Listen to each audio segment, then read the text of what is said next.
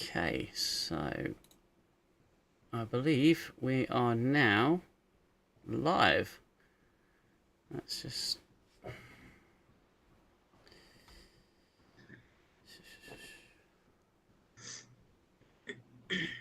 It's not coming up, just bear with me. Bloody technical stuff. All this technical stuff. There we go. Yeah, we're now presenting us live. So welcome everybody to this live stream with one of my subscribers. Been a long time subscriber to the channel, so I'm really happy to have her here. And today we are going to be discussing the second season of Strange New Worlds. I hope the audio is okay. Let me know if it's not. I don't do streams very often, so we shall see. Let me just. Yep, I'm getting volume, so that's good. That's good. Welcome, Spree. Welcome to the channel. It's good to have you back. Thank you for having me again. Always a pleasure. No problem. It's always a pleasure, as you said. So we wanted to talk about Strange New Worlds, about the second season of this show, if you can call it Star Trek, because, well, it's very different from any Star Trek we've really known. So I suppose really I'm going to start by asking, what did you think to this season? Wow. There was a couple of decent episodes, and there were several bad episodes. In this last episode, one of the first things that made me chuckle right off the bat was when the Gorn ships started to come right in, and then there's this guy ringing a bell from the old 1800 or something days, and people were running around panicking, and I was thinking, why the hell is he ringing a bell? People know there's a huge thing coming into their orbit, but People with eyes, not ears, it would seem. No, the final episode was a bit of a strange one, because everything before that had been so surreal. It didn't feel like it was actually happening. And then they bookended the entire season with, one story. Well, they ended the first episode with the hint that the Gorn were going to be a big problem this season, and it just turned out that it was a problem for the final episode, which I just found so strange, so bizarre. The thing with this season is, I think they may have pushed it a little bit too far in order to try and get more people to watch it, with regards to things like the crossover episode with Lower Decks. I didn't receive that very well, and there were in spirit there was no real issue with what they were doing, but it felt kind of in some ways breaking the fourth wall. Not directly, but in some ways it did. And it just felt grossly out of place, going from a live action to a cartoon. Now other shows can do this because they've spent time earning that particular that right, I suppose, to be able to say, we're going to do something fun and wacky. We have that staying power with the fans, and well, then we got the crossover episode, which I thought was I mean, I can't imagine Next Gen doing anything remotely close to freaking the Lower Decks, or a musical for that matter. Both of those episodes, the musical and the Lower Decks tie, as I watched it, I had to just every once in a while let it play, get on my phone for a few minutes, just distract myself from it because they were both ridiculous, and they weren't what we all know and love about Star Trek. Well, I mean, I had a fair few comments about Star Trek in general and how they have always had these types of episodes where they're able to, essentially muck about and have a bit of a playful time with characters. The holodecks are a huge plot device for that because it enables them to create anything they want. And Star Trek has had its silly episodes where it's sort of kind of made fun of itself. But I felt that these were a little different in the Absolutely. tone and the execution, because it was we've had musical we've had song in Star Trek before. The Voyager Doctor did it, and they had those little musical segments that he had, and they were playful, but I just felt that the musical episode really sort of there wasn't enough there to explain it, and there wasn't enough there to justify the need. It's literally like, what can we do that's new? Now, Mhm. I've said many times before that Star Trek, that anything that was new, with Star Trek, people aren't going to like it because it's different, it's new, and the creators of this show needed to do something new. But I don't know why they chose a musical. I don't get it. I don't understand what the whole point was. It was literally like someone in the writers' room said, "Hey, let's do a musical," and everyone just went, "That's an idea. We've got nothing else. Let's just go for it." Yeah, that totally makes sense. Well, I mean, it doesn't make sense, but I agree. It was so out of left field, and it makes you wonder why. Because musicals aren't that popular, that asked for in general, um, for any genre, for um, any other different kind of show. So I don't know why that. And if they were going to do it, they could have, well, for one, they should have freaking used Klingon opera instead of a boy band. Mm-hmm. Yeah, yeah, yeah, yeah. that that Completely was agreed with just that. ridiculous. I would have at least appreciated Klingon opera, and that would have at least told me that the writers knew something about Star Trek. I would have at least appreciated that. But obviously, they didn't know anything about Star Trek because they didn't tie into that. Um, so that was a major disappointment.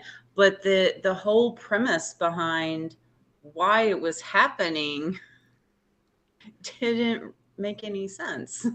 But it wasn't a scientific explanation, really. There was Yeah. just a musical reality, and they tapped into that with a wibbly wobbly, timey wimey, massive folding space. That Nice Doctor Who reference. yeah, yeah. Thank you. No. At the end of the day, with the Klingons, for example, and the opera, I made the point over and over again. They could have taken that route, and I had some people who said the the whole thing, because they've communicated with humans, this musical dimension, or they pinged the musical dimension that communicated with humans, is that every musical piece has a human bias to it, so that the Klingons wouldn't have sung opera. But in that, is it worth it for just that little point that they're trying to make to to show. I mean, they said, "Oh, the Klingons suffered a great dishonor, or we, hence our dishonor, because they turned him into a Klingon boy band."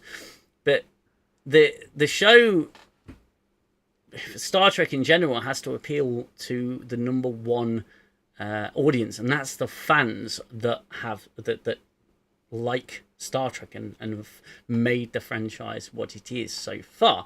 And the explanation as to why it happened seemed more mystical than scientific. And that's that's one of the biggest staples of New Trek, is it's more of a fantasy show, sci-fi fantasy, rather than a sci-fi show. If you're going to do a musical, there are, like I said in my video, there's 1,000 ways you could do it. But instead of what would make a Star Trek musical unique is to make it a Star Trek or science fiction musical. What's the one thing you think about when you think about Star Trek in terms of a human attitude towards space exploration? Everything is wondrous. Everything is, they're going out to seek out strange new worlds and new anomalies and explore space. So why not make a musical that reflects that and their attitudes towards it? But New Trek's attitudes towards space is that it's dark, empty, dangerous, cold, and not even worth looking at.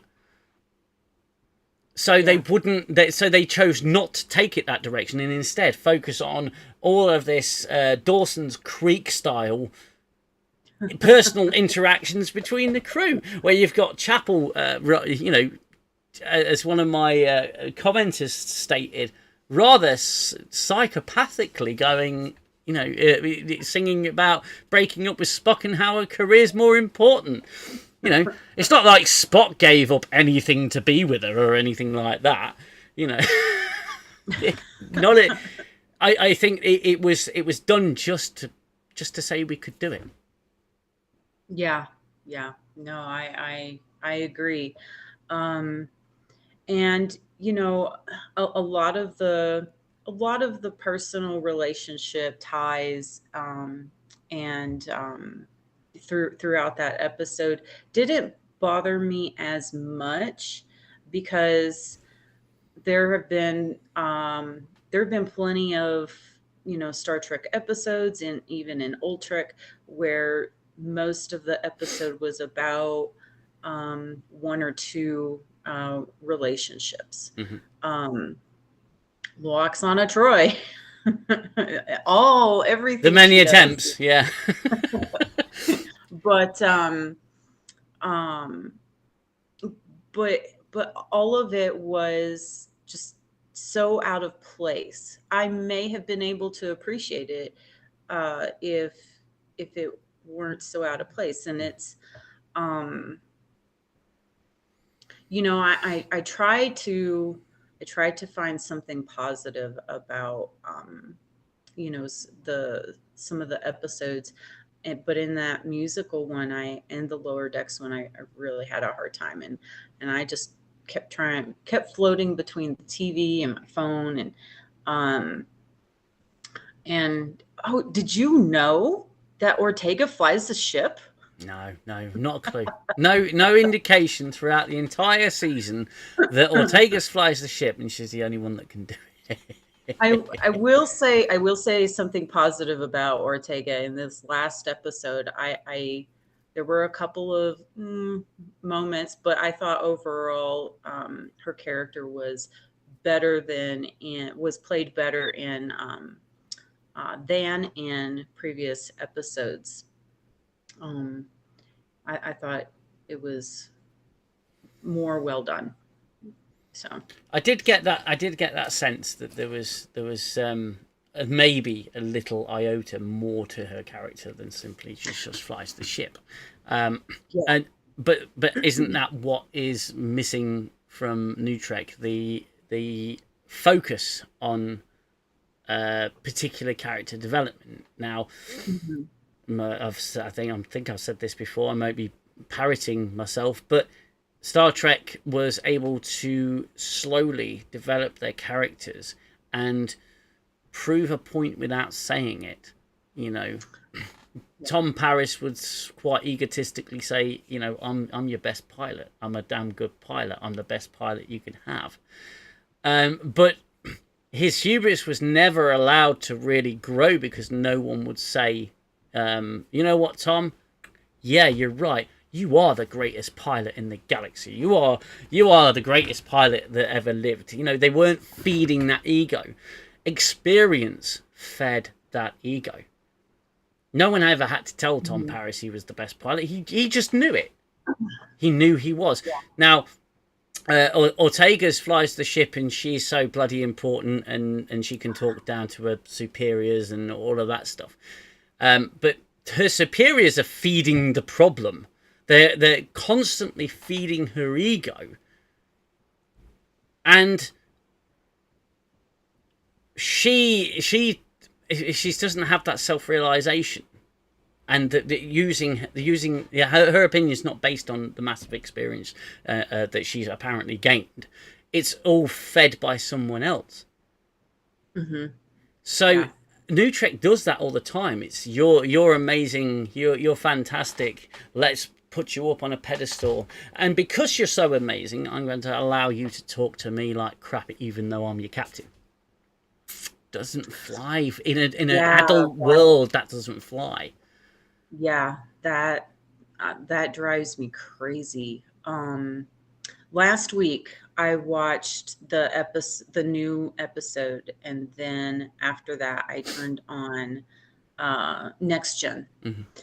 and um, I really it was a really light switch, night and day thing where I realized one of the things that New Trek um, in Strange New Worlds in particular is missing is even though there's casual, informal, lightheartedness, there's also professionalism in how you speak um, in a professional manner to your captain, how you speak in a professional manner to your colleagues, um, even outside of the bridge and outside of the professional work area. Um, and the professionalism of the crew is something that I always really liked about old Trek. Is no matter what was going on, everybody spoke to Picard well. Everybody spoke to Deanna Troy well. Everybody interacted like adults, Yeah. and um, a lot of times in some of these episodes and with some of these characters, they portray the characters in kind of a bad light where they seem more like a teenager. Yeah. They get all and actually Okura's character, I really think that I really feel that her character could be written a lot better, to tie her to the original character of Uhura. Mm-hmm. Yeah, okay, if you're going to present that she grew into the very confident, person that she was in the original series, okay, but come on, there are certain aspects of a personality that should remain the same Yeah. and not be this teenager like way of speaking on the bridge. Mm-hmm.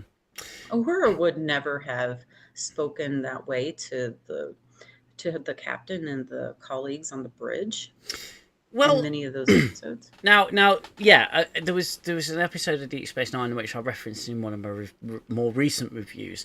That it was called Valiant, and that was a Defiant type ship, and it had a crew that was Red Squad. It was all cadets, and you look at those young people. They were egotistical, and it got them all killed. Okay, they made mistakes, and I'm not disputing that. They were young people. They thought they could do anything. They hadn't learned any consequences of life so to be in the positions they were in. However, they did know how to speak professionally to one another, and they knew how to. They knew that a captain deserves respect. Doesn't matter, yes, they had their conversations in the mess hall. He's taking this medication. Did you know he's taking that medication? I didn't agree with this decision here, but whilst on duty and whilst they are performing their jobs, is professionalism throughout. And that's what I felt that Star Trek introduced us to, was a world where the young people respect the adults. But where New Trek is this new, I say this new trend, it's not really a new trend, of disrespecting your elders, disrespecting experience. Experience is crucial to life. I've still got a life, half a lifetime's of experiences left to help guide me through the rest of my life.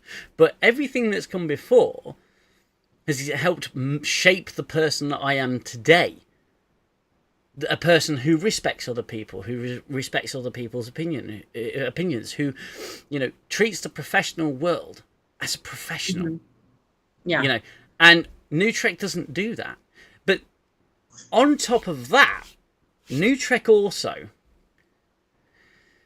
and I mentioned it in my last review, New Trek takes the characters that you know and love and that you've seen grow and develop. They take those characters, and then their characters are the ones to teach them. Now, I'm making a prediction, and this is only a prediction. Right? So I could be, it could be completely off base, but based on the past experiences I've had with New Trek, I can almost say for 100% sure, maybe 98% sure, Ortegas is going to be a mentor to Sulu when they bring Sulu in. I can almost guarantee it. If you look at what they've done before, okay, so Scotty is not Scotty because Scotty. He's Scotty because Pelia, shaped who he was. Their character shaped who he was. And again, I mentioned in my review, Michael Burnham shaped who Spock was. Spock wouldn't be Spock without Michael Burnham. They insert their characters into the backstory of our characters, and suddenly, I think that's just hubris on a massive scale. So I predict that Sulu will be like the worst pilot in the world or in the galaxy, and Ortegas, who flies the ship, will be the one who teaches Sulu everything he knew. It'll be like she'll go, "Oh man, you've got to be profesh," and he'll go, "Oh my, God, profesh." And that's the thing, that going back to the professionalism and the lack thereof, that's missing on the bridge in particular. It drives me crazy. Sulu would have never said no presh. No, he wouldn't none have. of the old No. characters I can think of would have said that, which, I mean, it just, you got to have that professionalism. And that's something that we all, really appreciated about old Trek. And gosh, I can't, I hope you're wrong, because I can't imagine any way the writers could make that work well. Oh, spree. I hope I'm wrong too. I hope I'm wrong, but the nihilist in me says I'm right. I did think, though, with Scotty's character, in relation to the original character, I thought was not too far off base. And in comparison, maybe to some of the other ways he's been portrayed with newer actors and whatnot, but I didn't think it was too far off base, especially given in the way the original crew movies, Star Trek 5, 4, 3, Yeah. all of the in particular, it wasn't too far off. No, I found he was somewhere between James Doohan and Simon Pegg. He wasn't as goofy as Simon Pegg, and but he was. There was, yeah, there was air of inexperience about him, but there was also there were some elements, and that's why I said in my review that the actor didn't do a particularly bad job with it. I wasn't Mhm. really going to focus on that. It was just the fact that they've inserted Scotty and they've made him Pellier's finest student. It's ridiculous. And I don't like that they do that. I'm wondering. I will say to anyone who's leaving comments in the chat, I am reading them. I will cover some at the end of the stream. I don't want you to think that we're ignoring you, but we are mid conversation here.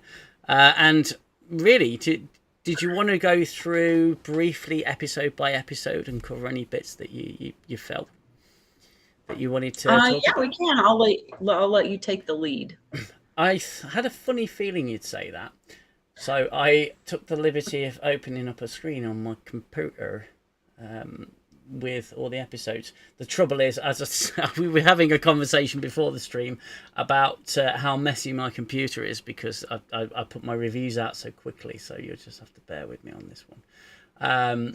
So I've got all the screen captures and everything just to give myself. And isn't this a little bit of a telling sign about New Trek and the way we feel about it? Is that I'm having to look at screenshots to remind me what happened 7 episodes ago, because nothing really Yeah. sticks. You know, I believe the first episode was Spock stealing the Enterprise. So Spock stole the Enterprise, which Pellier helped him. They were looking for, it was La'an they were looking for Oh, on the yeah. planet, and then Spock gets drunk with some Klingons, and this is ridiculous. I can't even remember the first blasted episode. I can only remember sort of little details about it. Mbenga and Chapel take the super serum that turns them into, ass kicking super Oh, yeah. soldiers. Mbenga, the guy with the Hippocratic Oath. I want to kill everything that is around. Yeah, he goes out and kills a lot of people. Yeah, it's just, oh my god. I I'm trying to think of something I appreciate, and I'm struggling. The first episode was. It was a poor entrance for the season to start with, and I understand that what they're trying to do with this series, and I can appreciate, that what they're trying to do with Strange New Worlds in general is, rather than make it one long movie that they break up, that each episode is its own story, and maybe there are 3-4 episodes that do tie in together and play out together. But so I do appreciate that, mm, and that's something I have always liked about um, old Trek, and mm, I think that it works better to do it that way, especially if your story, if that's one long movie, doesn't really work that well. mm. So at least you have a lot of different chances for Yes. something, to work better. If you get an episode that's poor, you can just write another one and move straight on from it. Star Yeah. Trek's always had that Yeah. advantage. I think that they made this huge deal about Strange New Worlds being episodic, and it's going to be returned to a bit more of a Star Trek format in that sense. But this season, it felt like each episode was stepping on the shoulders of the previous one, and they were trying to get a continuous storyline going. there were a few standalone episodes which were fine, but in that context, but it still doesn't feel wildly episodic. Everything everything that happens is a consequence of something that happened previously. Like we move on to the next episode. It's the Una episode with the courtroom, and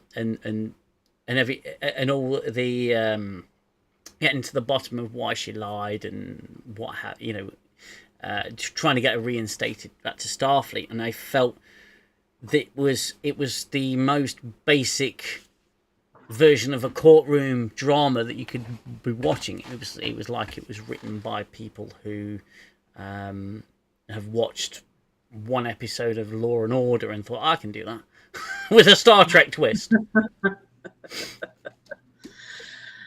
Yeah, I don't remember. I actually don't remember that much about that episode, but I remember that. I wish that they had done that whole dynamic of the courtroom better, and yeah, it just it missed the mark in a lot of ways. It really did. It really did. And I didn't like that she was the one that gave the truth, that lied and let it out, that leaked it. I think that, Yeah. I mean, if I feel like that if they wanted to do something with, and I understand what they were also trying to show is to be yourself and not, be afraid to be yourself, but they could have written that a little better. Mm. And the way that all played out, it could have been written better. I felt it was a less offensive imitation of a Star Trek episode. It sort of felt like its heart was almost in the right place, but the execution just fell short for me. There was a lot of there was a lot of things that didn't really make sense about it. Like you said, Una outed herself because she had to she wanted to sort of face the problem, but she's also the poster child for Starfleet, so I'm not really sure what kind of message that's sending. The morality of Starfleet and the Federation in general in New Trek is hopelessly wrong. In keeping with it doesn't keep at all with Star Trek, with the humans that we know. Human beings they've pretty much sussed it. They've sussed out how to be better people, and they're always working towards being better people. Society has improved, things have grown, we've moved past these petty squabbles and everything. And don't get me wrong, not everyone in the Star Trek universe is perfect. Not every human is perfect. Some people don't like paradise. Some people move away from there because they feel that the utopia in some way controls their lives, or choices are made for them. And you can weigh it up and describe it in so many different ways with different contexts. But for the most part, human beings have got it right. I feel that everything's devolved with this show. Human beings have become flawed, and everyone has flaws, sure, but the things that we had sorted out, the things that we had moved past, we've just seemed to have taken two steps back. Yeah, I see what you're saying. Yeah, and I completely agree. And it reminds me of the movie First Contact, and that was something that was brought up. All of these things were sorted out, and they didn't have a lot of turmoil, if you will, in their day-to-day lives. And that also reflects back to the Next Gen episode with I forget the name of the episode, but where with Mark Twain. Yes, Time's Arrow. Yeah, Time's Arrow. Thank you. Yeah. And Troy was speaking to Mark Twain about how everything in their world and the in which they live in space and on Earth is very different. Very, everybody is more respectful to each other, um, and that also goes back to professionalism in Hmm. the way people speak. Yeah, yeah, absolutely. And it shows a respect for experience. And I mean, human beings, you have to respect experience. Experience can come Experience and personality are two different things. Your experience can tell you how to handle the situation in a professional manner. But if you don't have experience, then, well, to be fair, a lot of the times you can just be a dick. You can be an And absolute sod to someone because you don't know any better. yeah, yeah, that's true. But Um, if if the crew have gotten all the way through being a cadet to being a ensign and or lieutenant or commander, is anybody on the crew right now an ensign?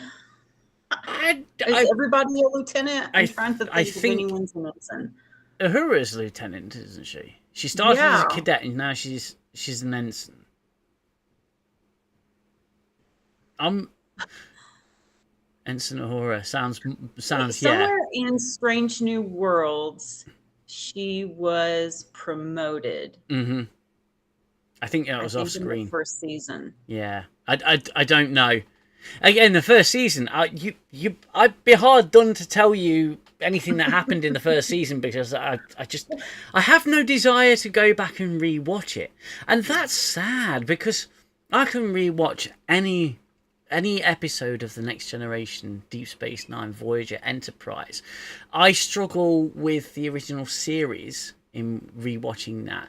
Um, because I started my Star Trek life and experience with the original series, and when I was a kid, I absolutely loved it, and I was quite averse to the Next Generation, the concept of it, but I grew to love the Next Generation immensely. It's one of my favourites, but I can always go back and watch the episodes again. Yeah, that's the most telling thing is, does it make you want to go back and watch the episodes again? I can put Next Gen on and just watch it all day long. Yeah, Or yeah, have it on absolutely. in the background and appreciate it.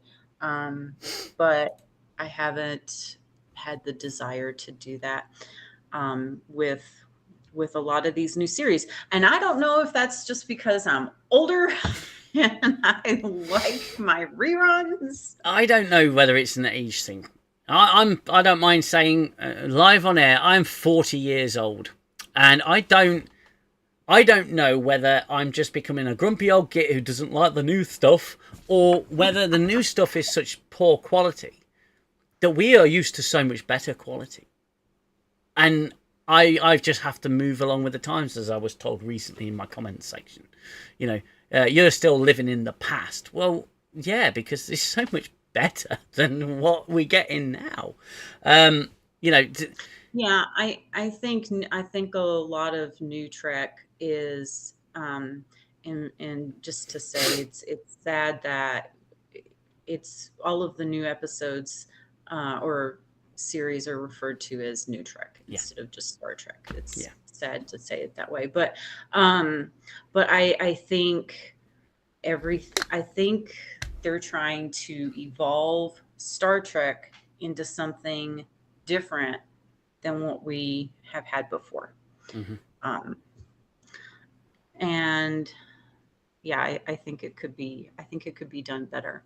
oh, Um, I said in the some very things I first. try to appreciate, but I think it could have done better. And I really, what Star Trek nailed well, so many years ago in the very beginning, is they would take what was happening in the real world, um, controversial things, different things, and plug them in here and there into uh, well done into different episodes and different movies, so that it was addressing those thoughts, those ideas, those issues, but in a way that would make people think, huh, okay, all right, let me think about that. Mm. Or, all right, I can see how, that, um, comes to light.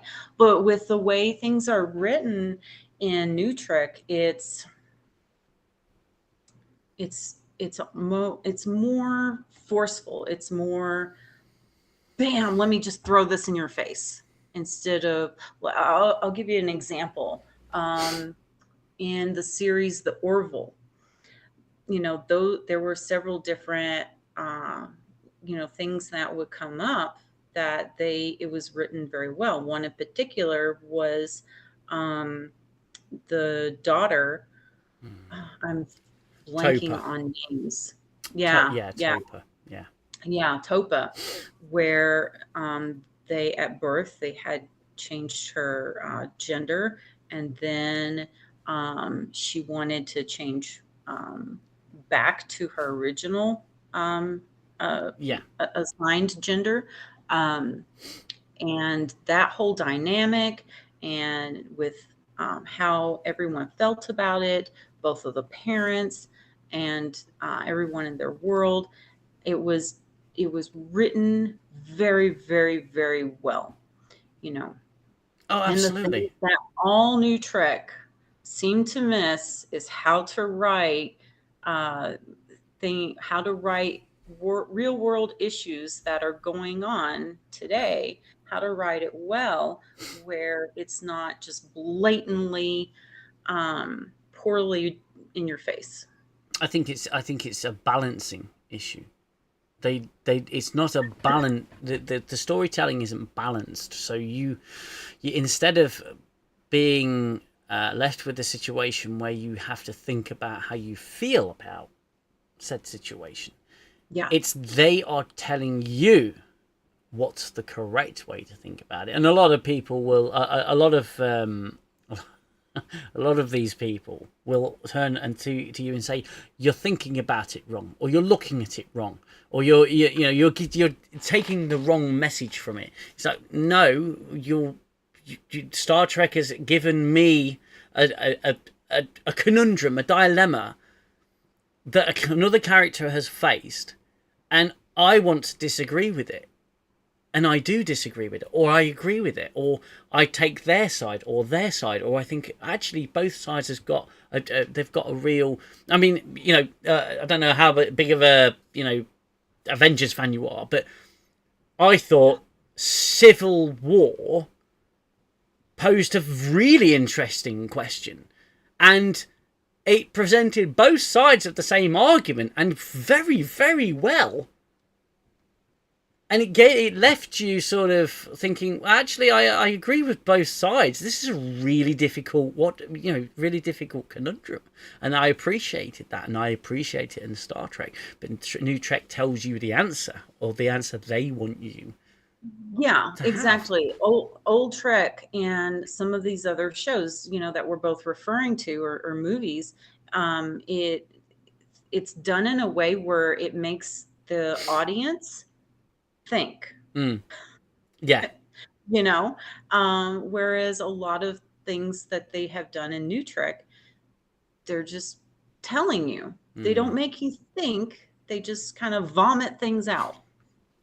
I like that. They just vomit things out, and they do. They do. It's clear as day. Now, I do want to sort of move on to episode 3, because, and I'll remind you just in case you don't remember episode 3. It's the La'an Kirk time travel back in the Oh past yeah. Khan thing. Okay.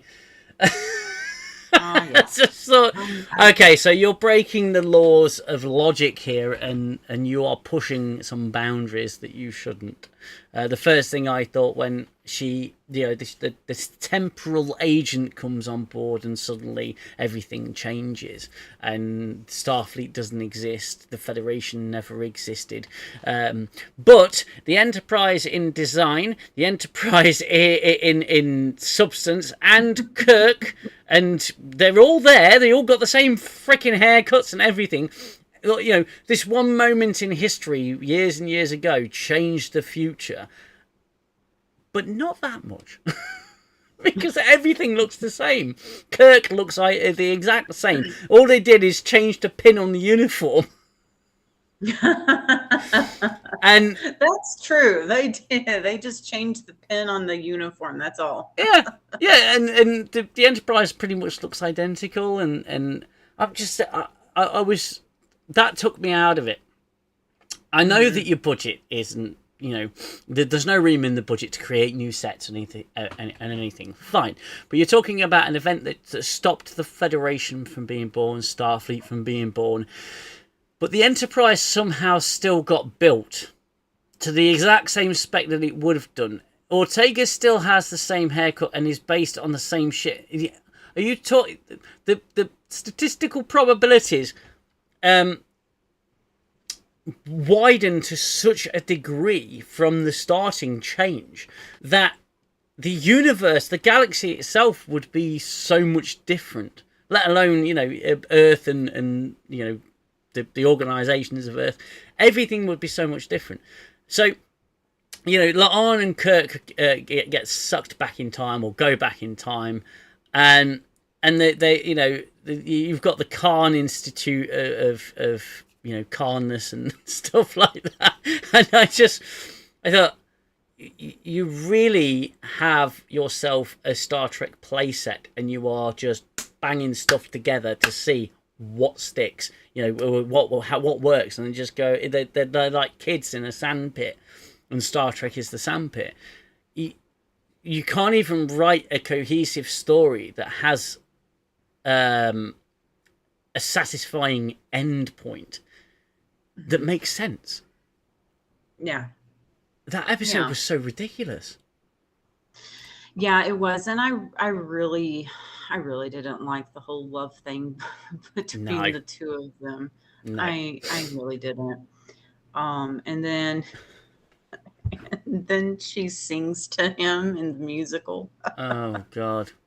Oh God. I mean, yeah. I think in the writers' room they said, okay, so we need to. What can we do with this Khan character? Well, let's have her fall in love with Kirk. That'll be ironic, wouldn't it? That'll be ironic. Who can we? What can we do here? Oh, let's just Kirk and La'an just. The writers, before they jumped right into writing, they could have gone and watched some old Trek and been able to, and tried to tie it more into their writing, into the voice of the writing and writing style. Yeah, I think they do watch old Star Trek, but they watch it all out of order and out of context. And you can watch something. They only take surface level things. They don't. Yeah. They don't take like the main concepts. No, they don't. They miss the point completely. They're trying to. They're like a photocopier. They photocopy what they see, not what's implied. And I think it's so poignant with, and it's so in keeping with the Star Trek that we have today. It's a really bad copy and bad interpretation of the spirit of Star Trek. No, I don't want to get caught into any debates with anybody about Gene Roddenberry's original vision of what Star Trek was, because Gene Roddenberry created Star Trek and we all love him for that, but he wasn't responsible for turning it into what it was up until 2005. That was Rick Berman, that was Brannon Braga, that was all of these other people who took his concept and built it. And yeah, you could say, well, that's only what these other people are doing, but the original crew of these shows, the original the writers of the Next Generation, Deep Space Nine, and the people who made these other shows, they had a love for what they were doing. They took their job seriously, and they looked at a story and said, right, I mean, the what you leave behind. A documentary on Deep Space Nine, you had the writers' room, and you had, I think, 4 of the guys who, Ira Stephen Bear, Ronald D. Moore, and they were drafting the 8th season of Deep Space Nine. I really hated what they were going to do, but my point is they showed in there that there was serious love for what they were doing, and then we're saying, well, no, we can't have this because this is not how that character behaves. There was some love and passion for what they were doing. Andre Bohr, I think his name is Andre Bohr-Monis. He's the scientific advisor to the 90s Star Trek shows. He cares enough to explain away everything that happens in Star Trek, everything scientific that happens in Star Trek, because there's a love there for getting it right. These people just don't seem to share that passion. Yeah. Yeah, I agree. So, move on to episode 4. Now that was the memory one, wasn't it? I'm sure that was the memory one where they don't remember who they are because they're on the planet with the weird radiation. Oh, so oh, geez. I think I have mentioned this to you before when I had a deja vu thing when I started watching that, because immediately you see Ortegas come, and she thinks that she's going to get to go on this away mission, and all excited. And I remember watching that entire scene, those entire 3 to 5 minutes, and thinking, I've seen this. Did I pull up the wrong episode? Yeah. And I even stopped and paused it and went back to look, scrolled through all of the episodes to look, and realized, no, it was the new episode. And I thought, no, I've seen this part before. I know what happens. She doesn't get to go. And then I watched the entire episode, and throughout the entire episode, I had little other deja vu moments where I thought, no, I have seen that. And I mean, it was a decent episode. It wasn't, I thought, I didn't think it was an amazing, but I thought it was at least decent. I think the concept was there. The execution was not. the concept was there. Often happens with this stuff. Yeah, absolutely. The concept was there. It was a brilliant concept. Again, it's been done before, and so many things have been done before. But it was a brilliant concept. But it was so. It's like they write this stuff and they don't think about anything past the first couple of branches of what they're doing and the far-reaching implications of what they're doing. It was the beginning where you saw this asteroid that had hit the planet 2,000 years ago, and it's still smouldering away after 2,000 years, and you can see it's just sitting in its own crater. I'm thinking, no, that's not how it works. It's giving off this radiation after 2,000 years, and people are forgetting who they are, and then you had the crewman who became king for whatever reason. You've got the palace that's made out of the special dampening material that blocks out the radiation, and I'm thinking, where suddenly you're fine. Yeah, it's suddenly everything comes back to you, and again, there's no brain damage. Yeah, there's no radiation sickness or anything. It just affects memory. You just magically get the memory back when you walk into the palace. Yeah, absolutely, because you no longer hear the effects of the radiation. Not counting the fact that the place has windows, which wouldn't block the radiation. It was a very They just don't give it enough thought. There's not enough thought there for the the long-reaching implications of what they're doing. It's literally to tell a story and say, right, now you've absorbed that, forget about it. Don't think about it, forget about it. Yeah. Yeah, exactly. And again, it's just like vomiting out things Yeah. instead of, Yeah. having more of a concept and something for the audience to grasp onto. Yeah, absolutely. Um, so, oh, good grief. The next episode. Ah, no. It's the Spock episode. Spock human episode. Oh.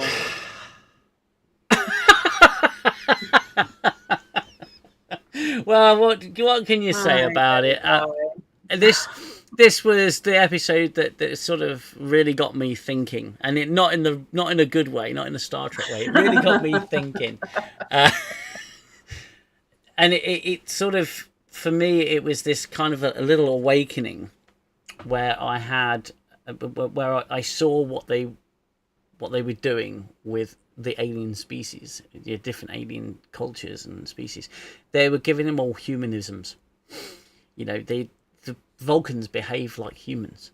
No, they never have. There are aspects, certainly, there are aspects of Vulcans, behaving like humans, but there's at the core they're Vulcan, and these actors don't know how to play Vulcans. It's kind of like T'Pring was a good example, because the actress that plays T'Pring was, at times there were little glimmers of hope, but at the same time she looked like she was really pissed off at having to play a character with no emotion that she showed emotion. Well, the thing they presented all Vulcans as not just no emotion, but cold and just mean. Yes. Barren and psycho, basically. Yeah. Yeah. And that's not Vulcan. No. And it reminds me of the first episode I saw of Discovery with the ridiculous Klingons and how they loved. And I was like, did I turn on Star Trek? Because these aren't Klingons. Yeah, I don't know what they were thinking. I don't know what they... I mean, if make them a different species, but by all means, yeah, not Klingon. No, you look at the Klingons. I always remember Star Trek night, and here in the UK, it was this thing on BBC Two, and it was a whole night of their runtime dedicated to Star Trek. So they had different Star Trek related lineups, and they had a documentary there, and they were talking about the fan culture and how, the fans really loved this stuff. And it was at a time where Star Trek fans was considered a bit loopy and a bit nuts. They go out in public dressed up as Klingons, and there was this group of people, and I must find the clip somewhere. There's this group of fans, older fans, older than I am now, and they were getting their Klingon makeup, and they just go to little meetups, little niche groups and everything, and they'd be in the character of Klingons. But next gen Klingons, Deep Space Nine Klingons, the Gaurons and the Martoks and the Worfs, and there was something really endearing about what they were doing, because they loved the characters, they loved the look, the style, the fact that the Klingons had these glorious locks of hair, and they were so proud of the way they looked. And right down to the mustaches and the eyebrows.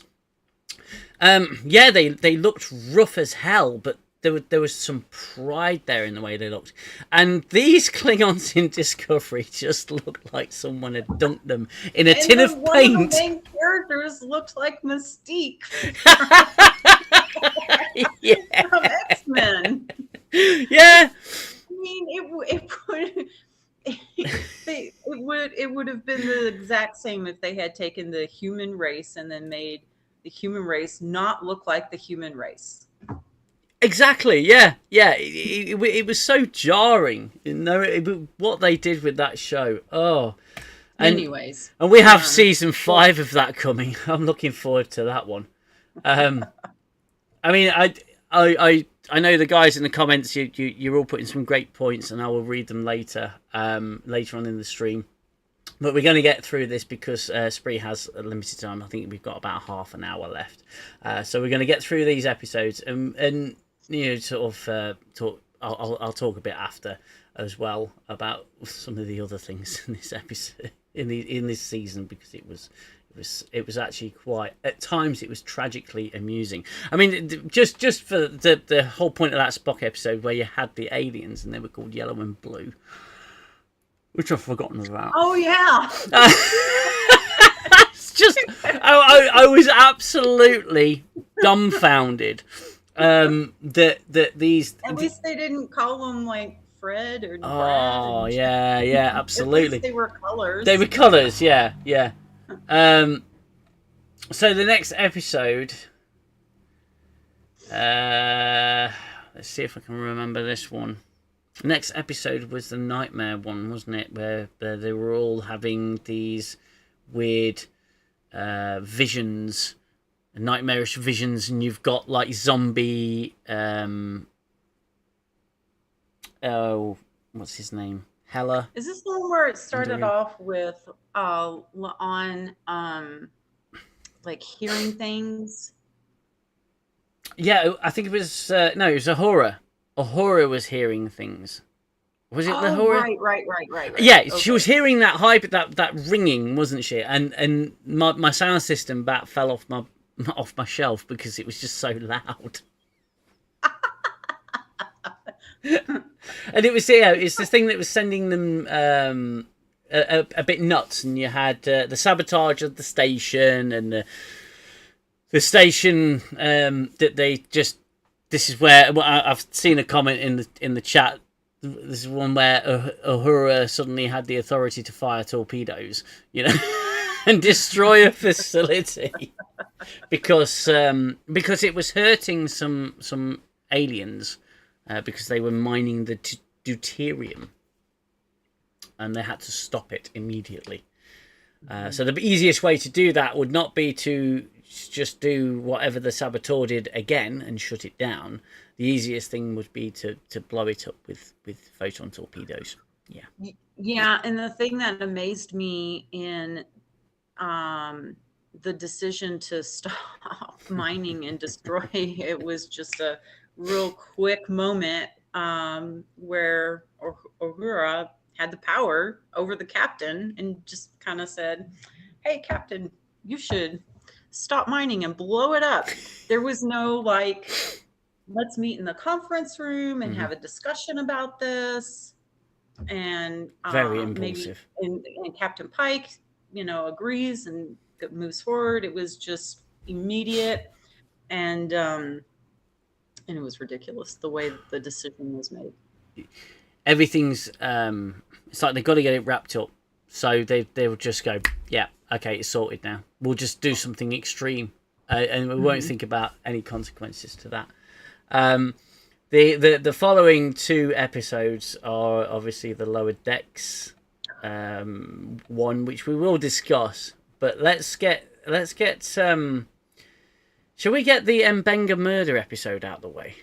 Let's skip one. All right. And then we'll end on the musical, because we sort of started on the musical and Lower Decks. It was actually quite a surprise for me, because I was when it was airing, I was expecting the musical because they'd put the promo out for it, and I thought, that's going to be the next episode. Yeah. I was too. And a friend of mine, I didn't realize the musical was even coming, but a friend of mine had told me and then sent me I think a link to like a sneak peek. I was like, what? And yeah, I was expecting the next episode to be the musical, but it wasn't. It was the one with Benga. Yeah. The thing is that people interpreted the end scene of that episode in different ways. People said that it was self-defense, and he was it was the Klingon moved in on him. But if you listen to the dialogue, that's not what happened. It's a No, simple not at case all. of look, the Klingon's pushing Mbenga. So what do you do as a professional when someone's pushing you? You remove yourself from that situation. That's what you do. You remove yourself from the situation, and then the situation fizzles out. You say, "No, I'm gonna walk away from this. This is too painful for me. Walk away." Kind of like Chakotay does in that episode. I forget what it was called now, off the top of my head. Nemesis, I believe it was called. Where he's sort of brainwashed by a group on a planet, and he's fighting these people. It's kind of like they've recruited him into this battle, and you've got the guys who look like Nausicans. And it's a play on, okay, who's the bad guy? Because Chakotay is brainwashed to believe that they are the bad guy, and that they've killed his friends and everything. And then when he's back on Voyager and he's sort of gotten a little bit past it, the ambassador says thank you for for helping us defeat our nemesis. And Chakotay just walks away because he can't stand the sight of them, because of what he's been programmed to believe that they've done. And it's a very interesting story about, well, who's actually the bad guy and the different perspectives of that conflict. But Chakotay walks away and he just says, I wish it was as easy to stop hating as it was to start hating. But that's what you would do. You physically remove yourself from the situation. You don't reach for a knife. Mbenga opened that case and knew the knife was in there, and he stabbed it right in the Klingon's heart, or wherever he stabbed it, and his intent was to kill him. Oh yeah, absolutely. So Mbenga's a murderer, and Chapel's a criminal for helping him cover it up. Yeah.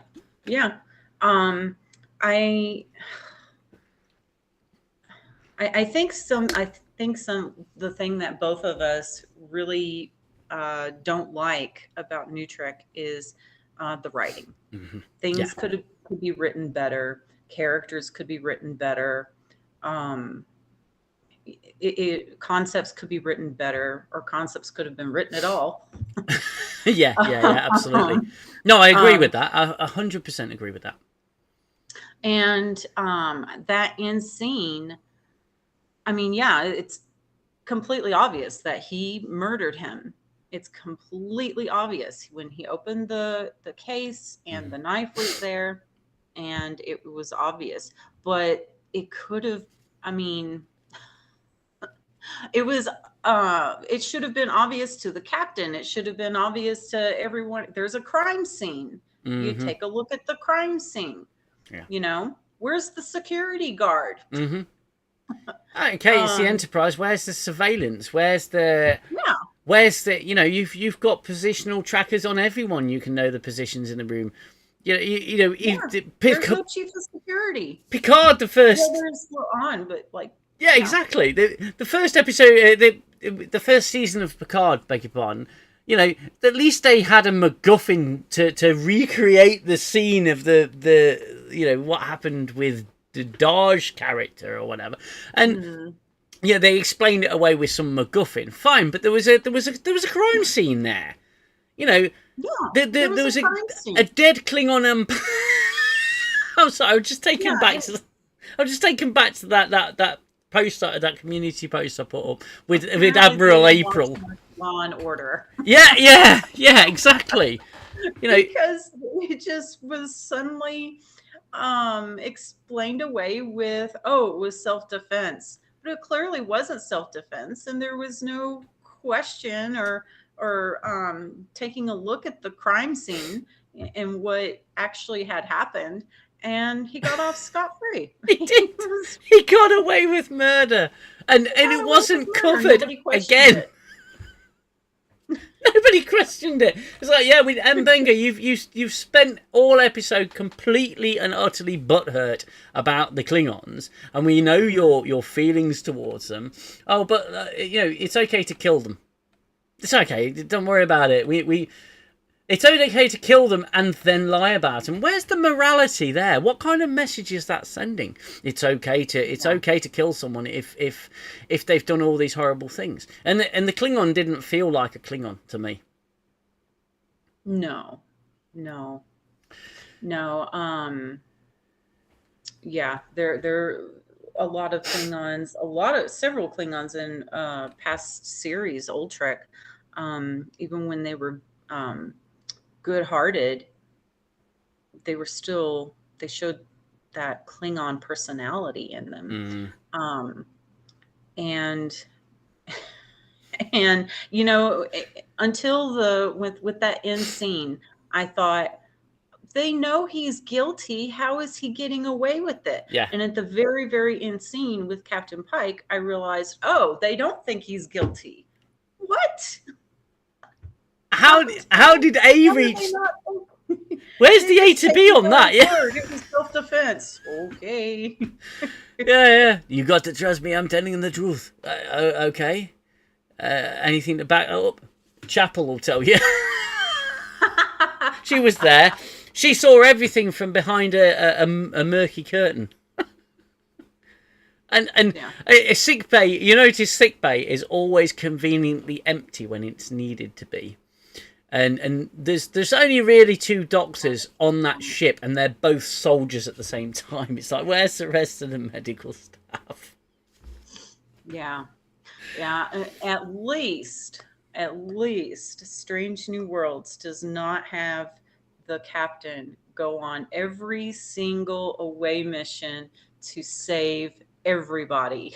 There's a reason for that. Unfortunately, there is a reason for that. I'll go into that in a sec. What happened in Discovery, where Burnham had to save everybody all the time? It's Burnham. Yeah. It was never send your number 1 off to do their job. It was, let me do it for you. Let me save everybody for you. Yeah, absolutely. Well, Pike can't go on any away missions because he's too busy in the kitchen. All right. Now, I'm sorry, that was a low one. It was. I don't knock him. I really try not to knock the series as much as I could. But, he's got a hobby. All right, fine. But you don't need to show him cooking every single episode. Ortegas flies the ship. Pike cooks the food. I'm not being misogynist. I'm not being sexist or anything. At the end of the day, I get it. Yeah, Ben Sisko cooked it, but it didn't show him every episode in Ops just saying, "I'll be there in a minute." It's very peculiar. I want to talk a little bit about the Lower Decks episode, because I really struggle with Lower Decks. I haven't seen anything past 7 episodes or something. I'm very aware of Lower Decks and what it tries to be, and I think in some ways it would work because it would be a lovely little tribute to Star Trek, and to be fair, all it's become is an Easter egg show. Yeah, that's true.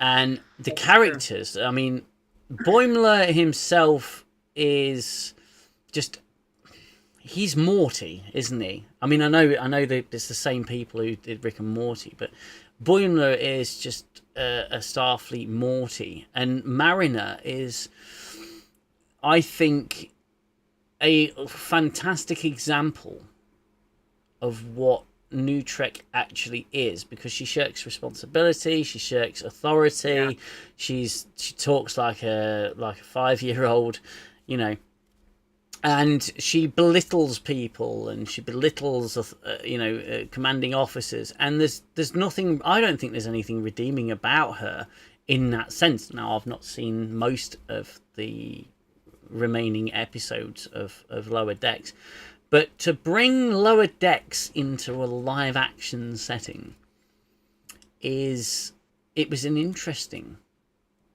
approach. Yeah, I didn't like it, but I mean, I don't like the series Lower Decks. I watched the first one, maybe two episodes, and I just quit because that style of show is just not. It's not my thing. It's not something I would get into No, outside of Star Trek.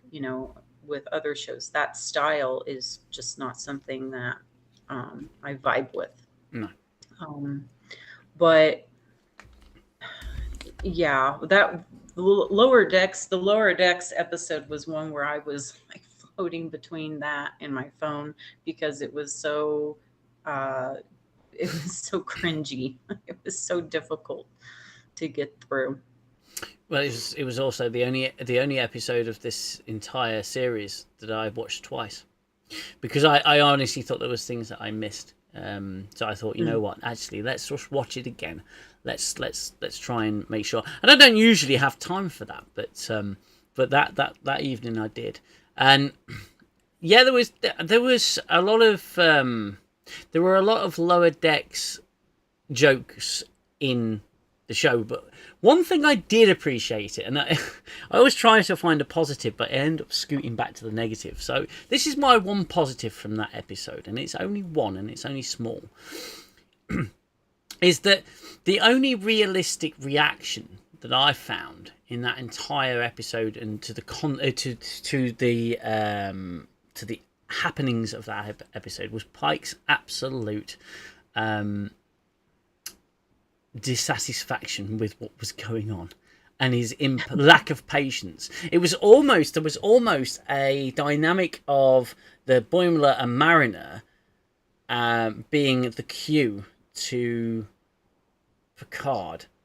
You know what I mean? There was always, they were fun and playful, and Picard was always sort of a bit annoyed by what Q would do. While you had the same dynamic with Yeah, that's Pike, true. he found them as pretty much annoying teenagers, which I think resonated with me as an audience member, because I was actually really annoyed with who they were and their general personalities.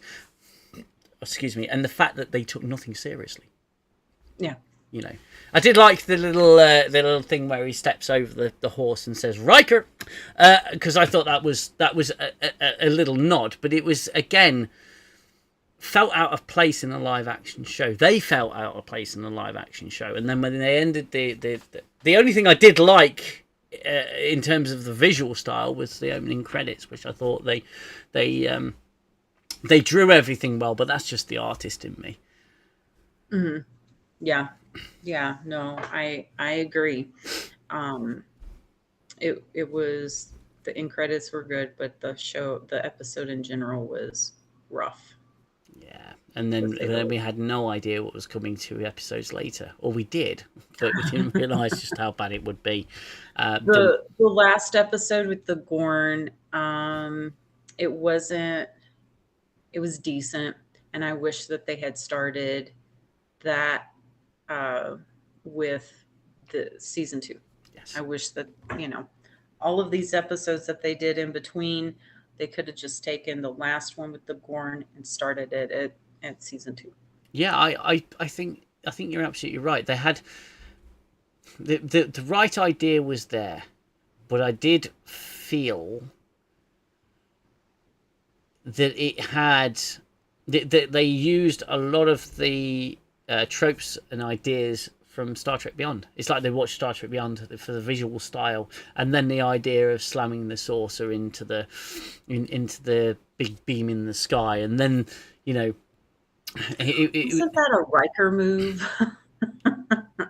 um, it depends how you look at it, because they positioned the saucer to ram the beam in the sky. Well, beyond had Kirk and I think it was Chekhov on the remaining bit of the saucer section on the planet in Beyond, and he had the falling ship as well going behind the tree line, as I mentioned in my review, and then it pops up, and Mm-hmm. it's the same visual style as Yeah. Beyond, and I don't think Beyond worked as a film, let alone a Star Trek film, but they they they seem to borrow a lot, and people will call them nice little respectful homages, but I just call it copy paste. Yeah, it's copy paste is a good way to say it. Mm. So I mean, if you were to put in to a paragraph of what you thought of the season, this particular season, not the series, but season two, how would you describe it and how you felt about it? I would say that there's a lot of good concepts there with storytelling and with character development, but it could be done better in many ways. Not with the professionalism of the crew, with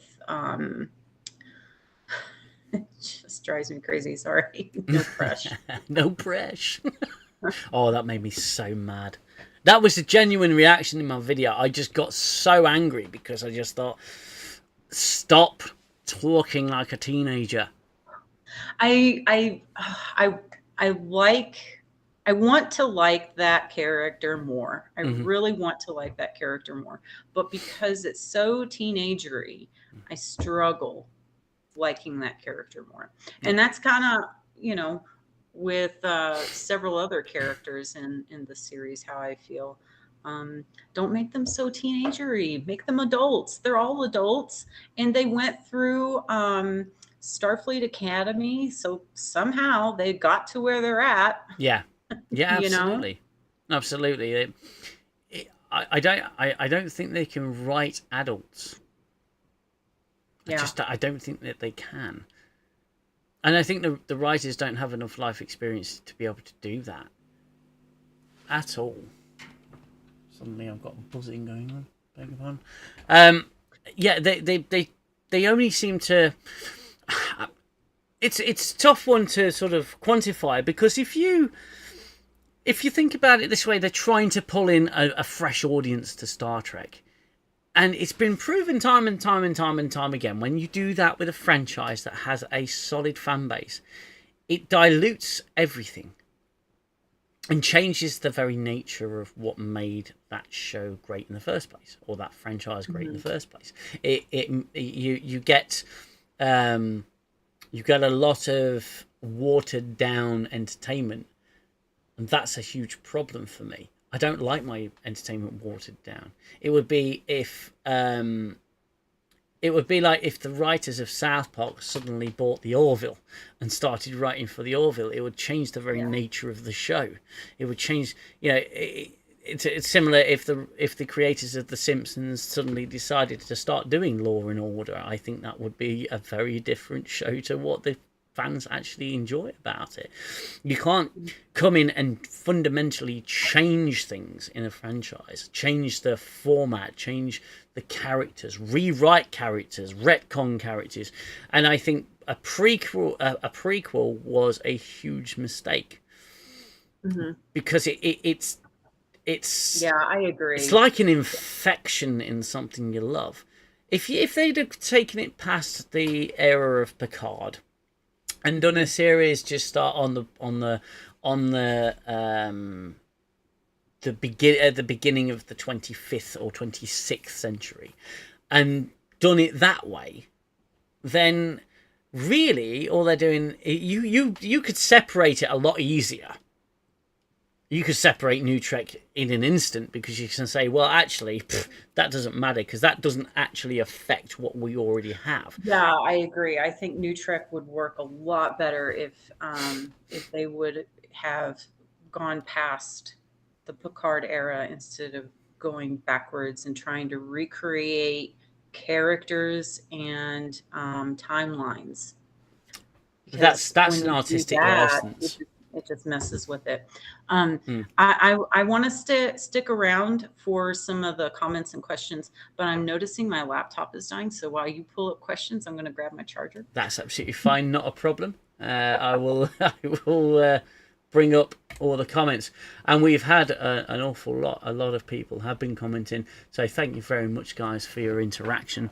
It really really warms my soul to know that everybody is commenting and interacting.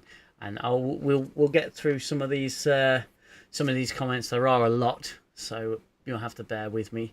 I'm going to look for a couple of random ones.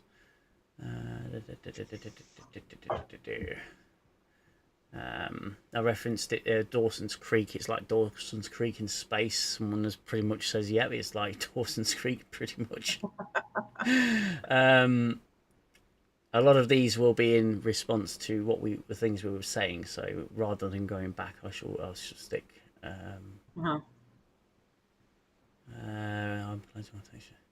I'm glad Ortega's is not wide-eyed on the top of your screen with the other wide-eyed crew. Now, I use these images that are at the top. I use them in the addendum videos, and they're actually very, very simple to create. You just get Snapchat on your phone and take a picture of what's on the screen, and it'll change the way they look. I'd love to say I left Ortegas out on purpose, but to be fair, I completely forgot about her. I've got images of all of them, but I just literally forgot to include her. I think she gets enough coverage, being, the fact that she flies the ship. I really wish that they would write her character where she was more adult-like. Yeah, but I think that they're only capable of writing teenagers and jaded older people, life weary, and that's they'd end up destroying their they end up destroying their own sort of whatever it is you could call it that they've accomplished. Pike should have dealt with Ortegas, and I agree with this one. Pike should have dealt with Ortegas like Data handled Worf in the chain of command. Yeah, absolutely. Was it Chain of Command? Or no, a Gambit. I don't remember the title, but I remember the episode. Yeah. It was Gambit. Yeah, because Worf starts getting irritated with Data and with Data not acting, essentially, because he's trying to formulate a smart plan and trying to get to the bottom of the facts. And Worf, he berates him publicly, and Data pulls him in on it. And that I agree. That is absolutely how it should be done. But the writers seem scared of that. Yeah, at no point in the season 1 or season 2 of Strange New Worlds do you have Pike nailing anybody on the disrespect or unprofessionalism. No, absolutely. There just seems no consequences for it. If you put that crew in the same room as the crew of Next Generation, oh God, they're just widely different with the way they act. Yeah, absolutely. It's like night and day. Are adults. Yeah, absolutely. I get this argument quite a lot with regards to the earlier Star Trek: The Next Generation episodes. They shared a lot of similarities with the original series because it was Gene Roddenberry's second attempt, and it started off in a very original series-esque kind of way with the musical score, the quality of the acting, the sets, everything looked a little wooden. The actors were a little wooden, and it did take them a while to sort of get their footing with the rhythm. But I thought it got there in the end. New Trek in general hasn't got there yet. No, not yet. With all of it. Someone's put, I can't imagine talking to my boss the way people in CBS Trek talk to their superiors. I can assure you, if you did that with a lot of your bosses, you'd be fired straight away. Yeah, You know. absolutely. I turned 44 in a week, and I've asked myself the same question. Now that must be in response to are we getting old, and we just and I can honestly say I think it's quality. I don't think it's age. I think it's quality. We're used to stuff of a different caliber, and this is just not what we're used to. I think it's not just quality, but I think they're trying to reach a brand new audience who isn't familiar with Star Trek. But it's a disservice to what Star Trek is because they're not bringing in the best elements. No, no, they're not. Absolutely not. I really didn't mind season 1 of Strange New Worlds. It was okay, but this season has just been bizarre. No consistency, and quite frankly, horrible writing. And that just goes back to what we were saying about the writing. It's just horrible. It's so bad. Yeah, There's just no quality to it. yeah. I think that's the biggest. I think that's the thing that both of us uh, don't like in general when it comes down to it. You know, Yeah, base level is the writing. and I like how in Star Trek how everybody has their specific functions. No one really ventures out. You're not going to get Tom Paris taking over security because that's not his specialty. It's not his expertise. But someone's put here where Pike has Mbenga join the away team, not for his doctoring skills, but his killing skills. It's true though, isn't it? It's absolutely true. What else we got?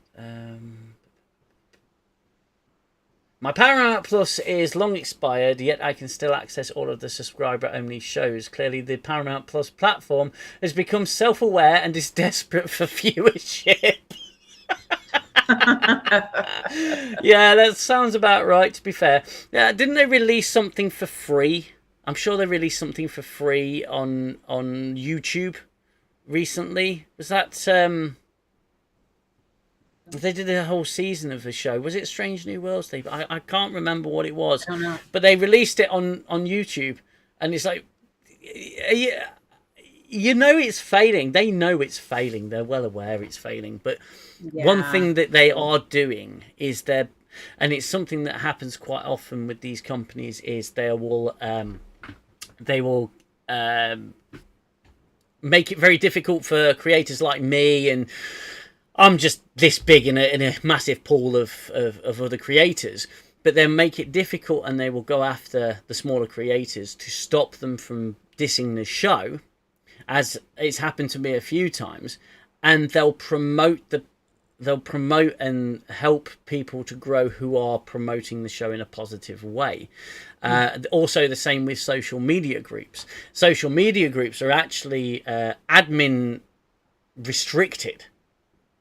Mm-hmm. Posting and the amount of people there's one particular Facebook group I'm a part of. It's the New Trek Sucks discussion group, and they're constantly posting these screenshots where they're getting booted out of these Star Trek, official Star Trek and Paramount Plus and Trek Central and all of these places. They're getting booted out simply because they have an opinion that differs to some of these groups. And I'm beginning to wonder, I'm seeing a pattern forming here where there is such editing with these groups that it's only ever the positive stuff that gets shown. So whenever people dislike these posts, those are the ones getting hidden because they're getting booted out of these groups. And I think there's a little bit of gatekeeping going on there to try and make it seem like this new Star Trek is so popular, but the viewership figures show something drastically different. Mm-hmm. Yeah, that's very true. So I know that you've had to shoot very shortly. Is there anything else that you want to put out there or put across or anything? Uh, Gosh, I really hope they don't bring in Q for season 3. Oh, they referenced him, didn't they? They referenced him in the Lower Decks crossover.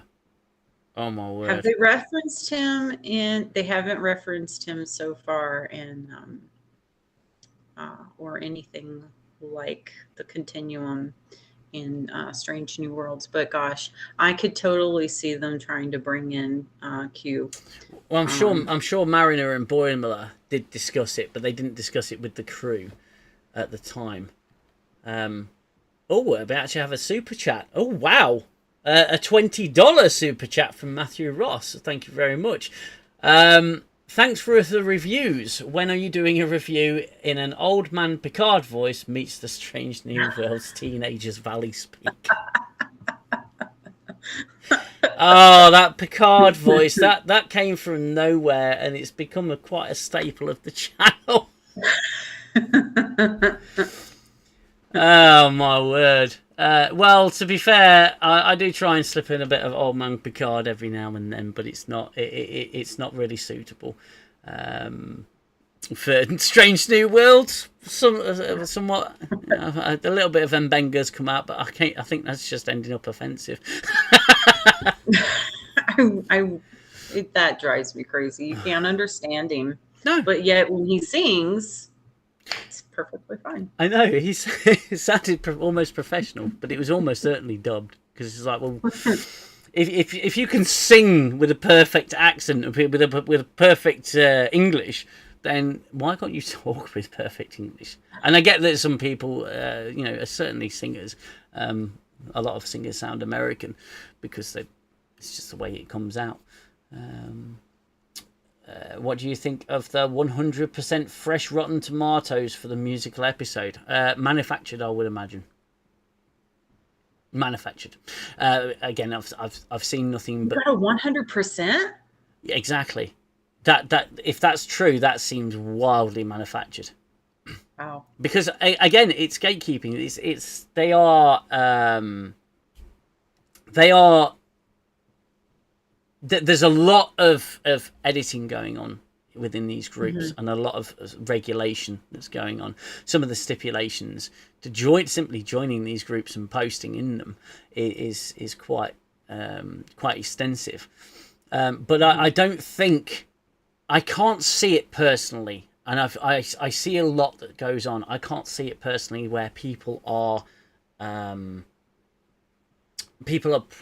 praising this show so much. There's everybody, the fan. 100%. We're the haters. We are viewed as the haters of New Trek or the haters of Star Trek. But I don't think that's true. We want. I don't know how you feel, but I certainly want Star Trek to succeed. I want new Star Trek. I can watch the reruns and go back and watch the Next Generation, Deep Space Nine, Voyager, Enterprise, all the movies. I can keep doing that and keep doing that, but you always want something new. And they give us this, and it's like, this is your Star Trek. This is what you love. It's not. It's not. You're not getting it. You're missing the point of what made that special. Yeah, and I think earlier you really hit it where when you said that it would have worked a lot better if they had not gone back and recreated characters and recreated timelines, but if they had just gone forward and started with something brand new, something fresh. And it seems like there's a certain amount of hubris going on there, because they think, I don't know how whether you describe it as narcissism or just ego, this pure ego, to come in and say that Star Trek was something that it may have delved into, but it certainly didn't define it. And they'll say, that it Star Trek was always, say, quote, woke, and that bugs me, because it wasn't actually woke. Star Trek wasn't woke. It pioneered a lot of social change. Yeah. Okay, and it dealt with some very delicate issues. And regardless of the motivation for dealing with those issues, what it presented was it as the norm. But it never made a massive deal about it within the context of the story. It was able to publicly make, right. you know, say the Dax lesbian kiss in Deep Space Nine. What they were doing is showing two women kissing on screen. But the context within the episode was that I'm fairly certain that that Dax's past host was the female of the relationship, and the woman, I forget the actress's name now. Her past host was a man. So it was this. It was sort of the memories of a man and a woman. They were still in love with one another, and sort of that was a great episode, and it was within the context of the episode. It showcased a lesbian kiss, but it wasn't about that. They didn't make it about that. They didn't make it about, and there was a lot of thing about Sisko being the first black captain of the franchise, which was fair enough, but the episodes didn't really focus on the fact that he was black. There were a few that did, that broached into the Far Beyond the Stars did that, but it never made the entire series about how awesome Sisko was. You had all these different characters, these supporting characters that got the limelight a lot of the time. Poor Chief O'Brien, but you had all of these different wonderful characters. You had the first interracial kiss on Star Trek. And for the any person looking at that back on that would call it nothing nowadays, but it was it was groundbreaking. But New Trek isn't breaking any new ground, but they are grandstanding, saying, yes, we're breaking new ground. We've got the first black female captain, or the first black female lead of a Star Trek show. Yeah, yes, okay, but that doesn't give you the excuse to make her great at everything. Sisko wasn't great at everything. The very first episode had him massively bigoted towards one of the most beloved characters in Star Trek. That was a huge risk, but it actually had him humbled by the end of the episode, and it allowed him to move past his hatred for Picard. Again, what wonderful writing. It's poor writing. That's what it comes down to, and it's vomiting things out and just taking a baseball and throwing it in your face. Yeah, it's not what Old Trek was really good at, was taking those things and writing it in a way where it made the audience more think about it. Yeah, absolutely. Like in the original series, you had mentioned the interracial kiss and the way that was written. It was done very well. Well, in New Trek, they would have messed with that so poorly. It would have not been the same. I mentioned in one of my reviews, possibly the last review, a lot of what they do is a retcon of disrespect. They will shove their own viewpoints in there, and it is shoving their viewpoints in. It's a very biased. New Star Trek is just biased in one direction, and I'm not one of these silly right wingers, or people who claim people are right wing or anything like that. I think that people are mislabeled all the time. I think I stand very neutral when it comes to putting in modern sentiments and politics into your show. If you're going to do it, that's fine, but don't grandstand with it. Don't make it about that. Be subtle. Put it in there and make people think, rather than, as you say, just vomiting out all of this diatribe and throwing it at people, and then wondering why they're annoyed that they're covered in the excrement that you have put out. And in addition to vomiting out, making everybody act like teenagers. Yeah, I can't relate to these characters acting like teenagers because quite frankly, I find it. I don't find teenagers annoying, and that's not what I'm saying. What I'm saying is I can see myself in a teenager because I was one, and the mistakes that I made as a teenager and the experiences that I had. I'm guiding my children through those years as you no doubt are, and you see in their mistakes the mistakes that you've made and the attitudes that you had, and you don't want that repeated for your children. So I see, when I see them all acting like teenagers, I see grown adults acting like children. I don't see children. Yeah. That's the difference. I don't see the crew as adult. I don't see their behaviours as adult. I see them as adults and see them behaving like children. That frustrates me. Yeah, and it reminds me of the episode where Vanga murdered the Klingon. Yeah. And where the scene with Captain Pike and Number One. Side note, I wish they would call Number One Commander. Yes. It's always Number One. It's never an actual title. Give them the respect of a title, Commander. Yes. Anyway, that aside. And Number One had said, it's not fair to the crew to have them put aside their own feelings. What? That's I'd what you forgotten do about in a that professional completely. setting. You work. Yeah. Yeah, you don't stop working just because you're always on duty. Oh wow. Yeah, you're on duty. You work. You do the job. No, I'd forgotten about that line. And I think that the way I structure my reviews is I just go in at it fully charged. I watched the episode, and it's literally I watch the episode, and then they go, right, software up, hit record, and I give that. It doesn't make me a popular YouTuber because I'm not like the Drinker, I'm not like Dave Cullen, I don't have scripted videos. I just say it how it was at the time that I say it, and sometimes I look at my reviews and go, yeah, well, really, I should have thought about this more or that more, but I'm giving you my point of view on the episode. So there's things that I miss, like that line. I will miss that line, or I'll think about it, and then it'll just drift out of my mind.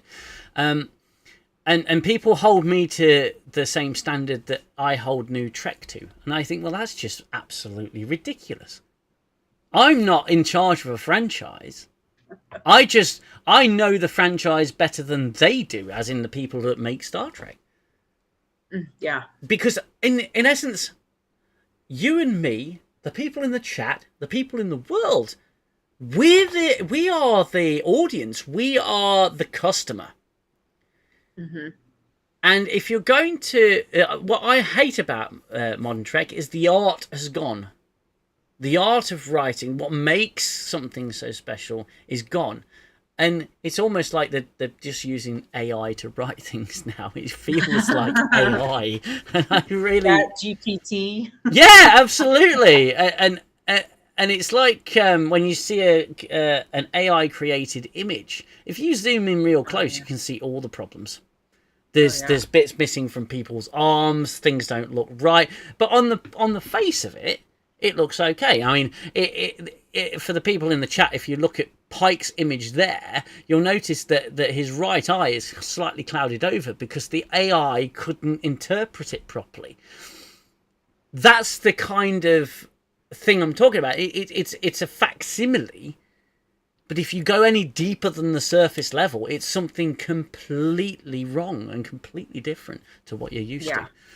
Yeah, okay, visually, I will say this for Strange New Worlds. I think the visuals are superb. I think, the visual effects are fantastic. And the ship, for what the ship is, looks fantastic. But in compared to everything else, compare it to any other Star Trek show from pre-2005, I think it looks horrible.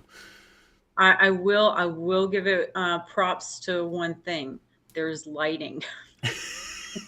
This is true. We can see sort of what's going on. Yeah, and that drove me insane with Picard series. You Oh, can't see God. anything. Oh, the second season was so terrible for that. The second season is something that could feed 100 videos. It really could, because there was so many things that were wrong with it. Mhm. But lighting is always the New Trek's problem, because and you know, at least they don't have flamethrowers coming out on the bridges. God. Let's just have exhaust vents right next to people's stations.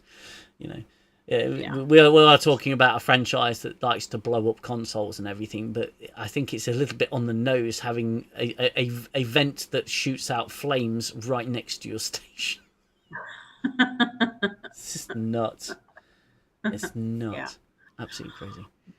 Well, I do have to go.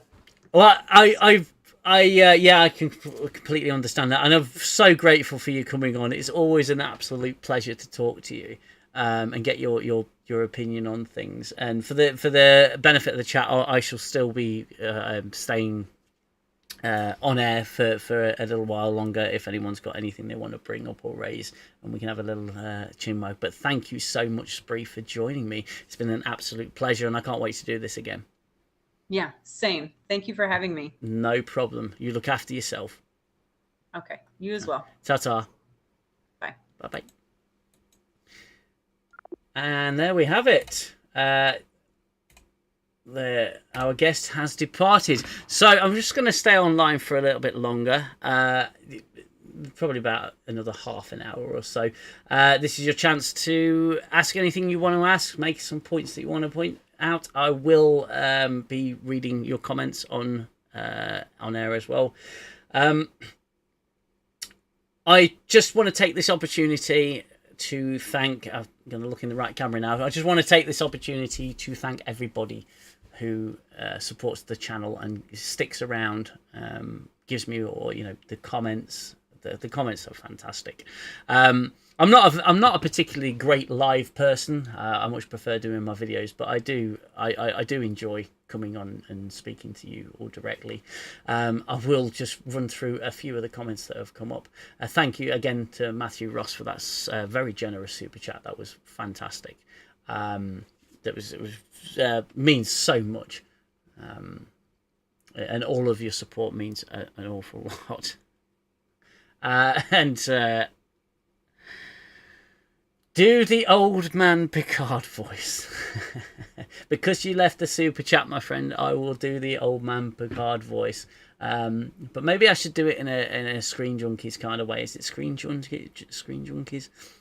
Where you write what I've got to say and I'll do it in Picard voice. If you have something you want to hear me say.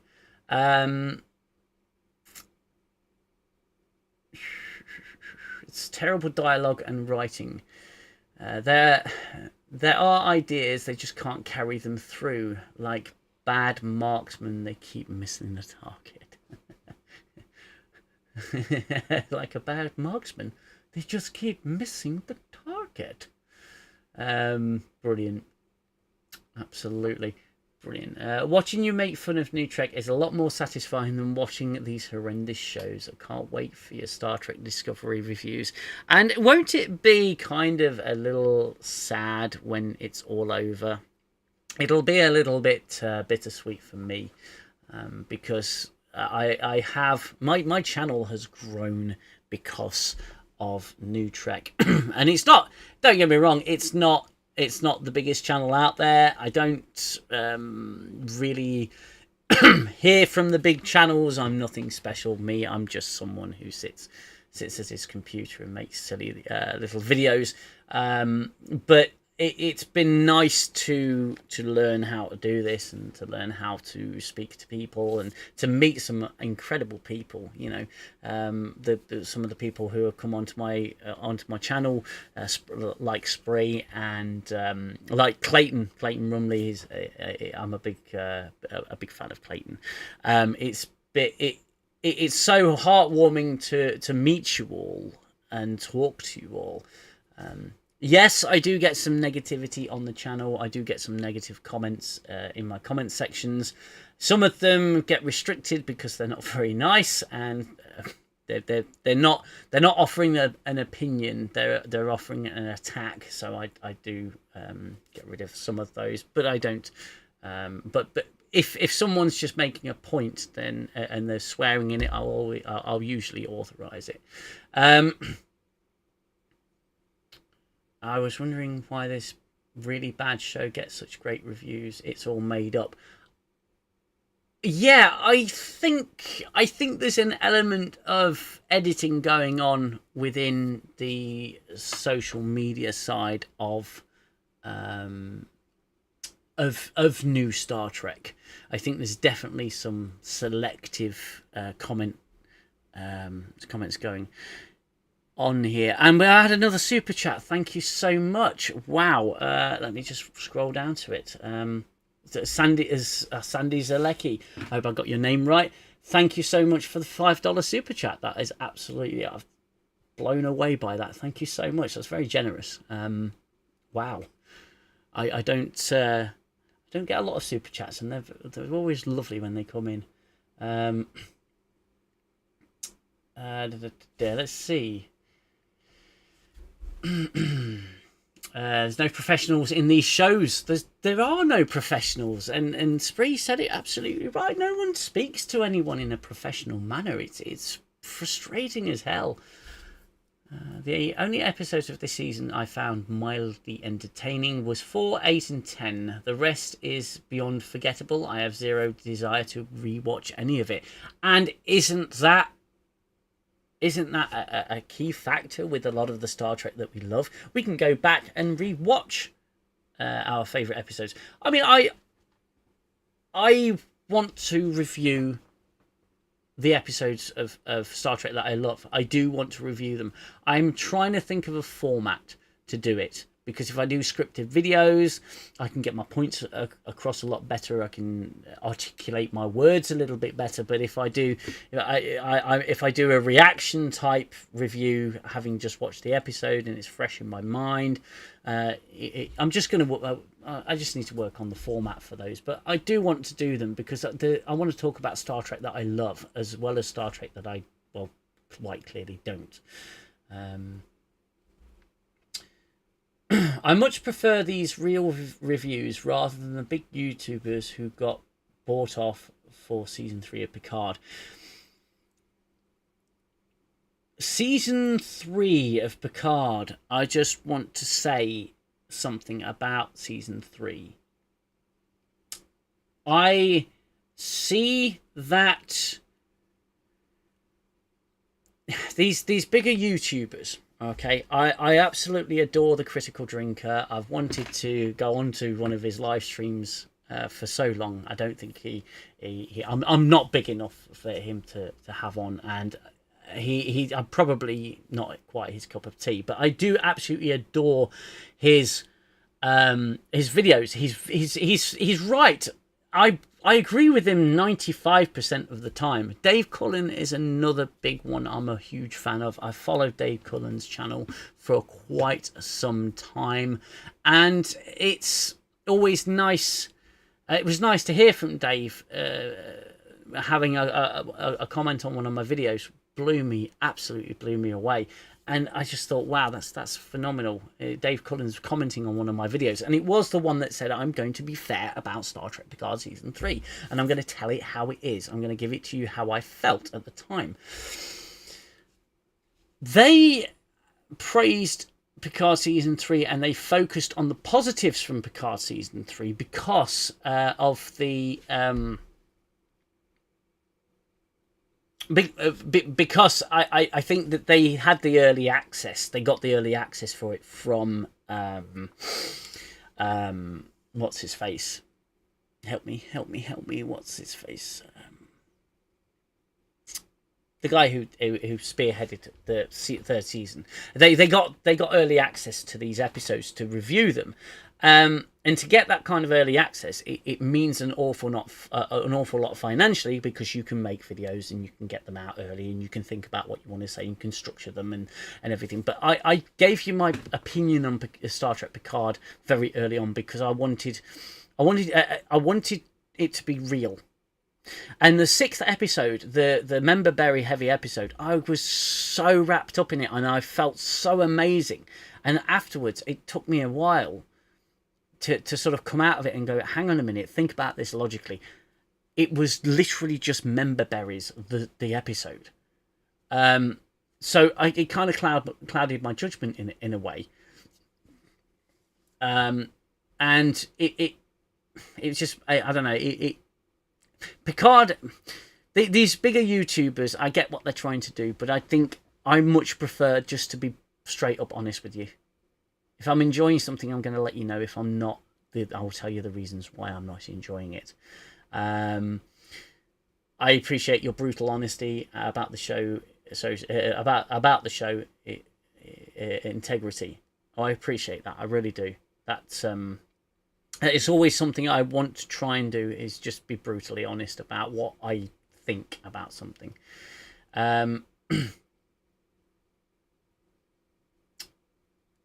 Matthew Ross, what's sad or funny is that the video game Star Trek Resurgence is way better than anything these new shows have put out. I have to agree. Now, I've not completed that game yet. I have gotten a few hours into it and I'm enjoying it. It's a little bit buggy and a little bit glitchy. It's, it's a little bit iffy. But I know that it's had a lot of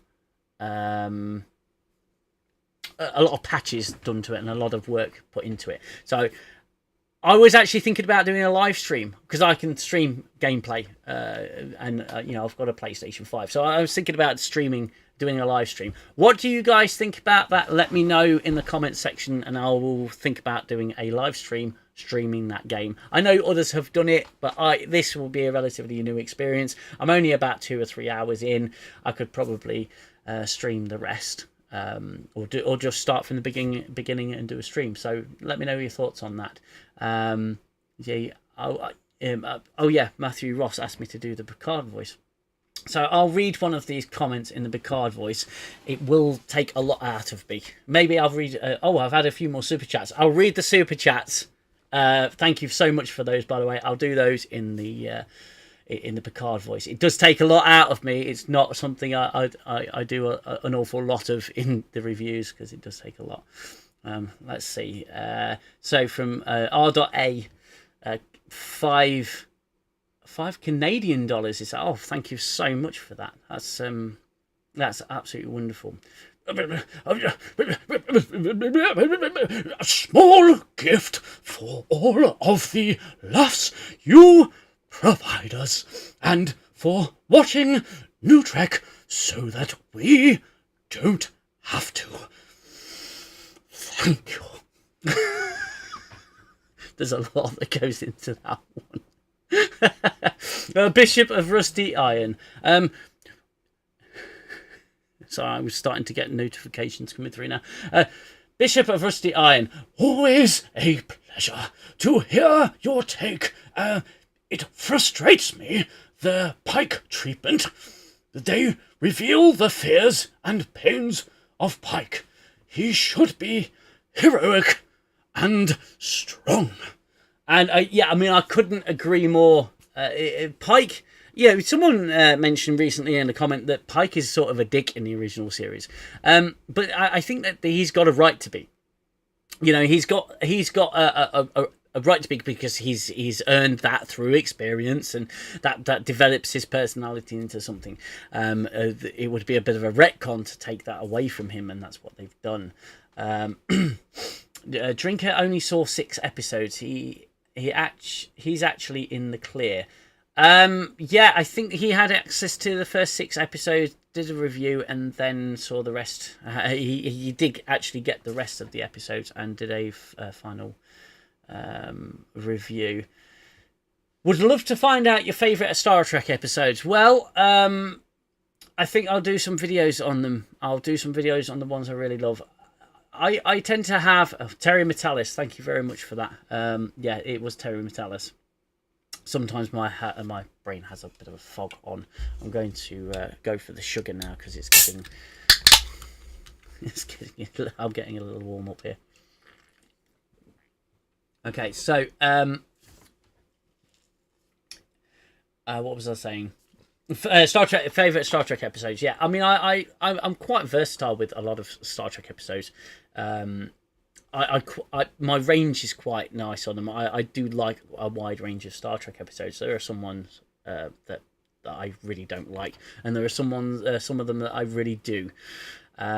So, I mean, one of my all-time favorite Deep Space Nine episodes, and it was only my favorite up until that point.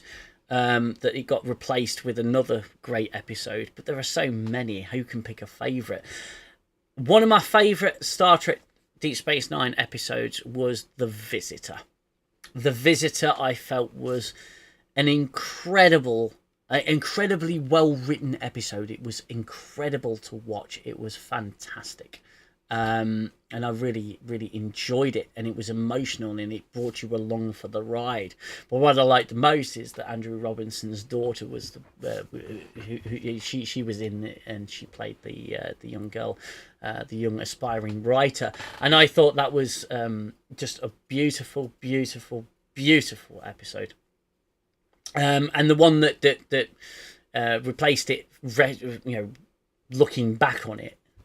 The one that replaced it was in the Pale Moonlight, which I thought was an absolutely phenomenal episode.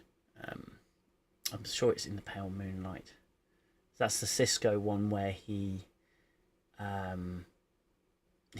basically gets the Romulans into the war. I'm sure it's called In the Pale Moonlight. But yeah, that was a superb episode. Dave Cullen amended his discard review. Discard. Did he amend his? Did I miss that? Did he amend his Picard review then? I'm not entirely certain on that one. I will look for it if it's there. They return to a full. Don't get me. Like I say, Dave Cullen. I absolutely adore his videos. He's so funny with the way he does it, and his Picard. I think his Picard voice is brilliant as well. He's slightly less old with his Picard. His Picard is slightly younger in his voice. My Picard voice is pretty much it's kind of an exaggerated. It's kind of an exaggerated. All good things, old man Picard. When it basically where it came from was that particular scene with old man Picard explaining to Data and Riker about the anomaly, and you'll notice that when you watch that particular bit, that's the bit I tended to latch on to my impression, which is just like, we're responsible, that sort of thing. But I wanted to put a little bit of an older spin on it, and that sort of came out of nowhere, really. Is this?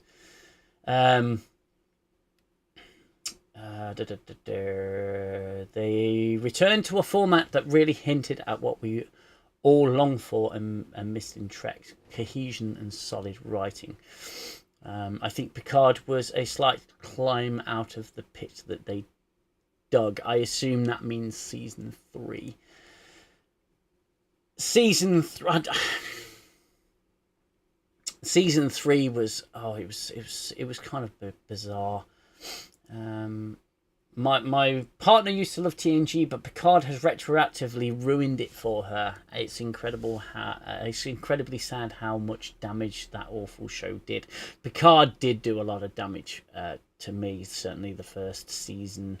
The second season was inexplicable. I didn't think the first season. I thought the first season was bad enough. I didn't realise the second season would top it. But yeah, I do. RA, don't ever change. Oh, thank you very much. Thank you for that. Yeah, I won't be changing anytime soon. We'll put it that way. I always do try and evolve slightly, but But no, yeah, Picard was all about destroying the man, the leader, and the sake of emotional reveals. We had friends over last night, and I was talking to a good friend of mine, and we were talking about the bastardization of franchises and what's happening, and what they feel that they need to do, and this is what all classic narcissists will do, is they will tear down something that you absolutely love and adore. So, how many characters that you know and love have gotten the old man tired of living treatment? And you've got Luke Skywalker has had it, Indiana Jones has had it, Picard has had it. How many more characters can you name are so sick and tired of living they just want to die? And they just want to coast to the end of their life, and they're sad and pathetic and everything. It's so depressing when they do that to all our wonderful characters, larger than life characters, heroic characters, but characters that we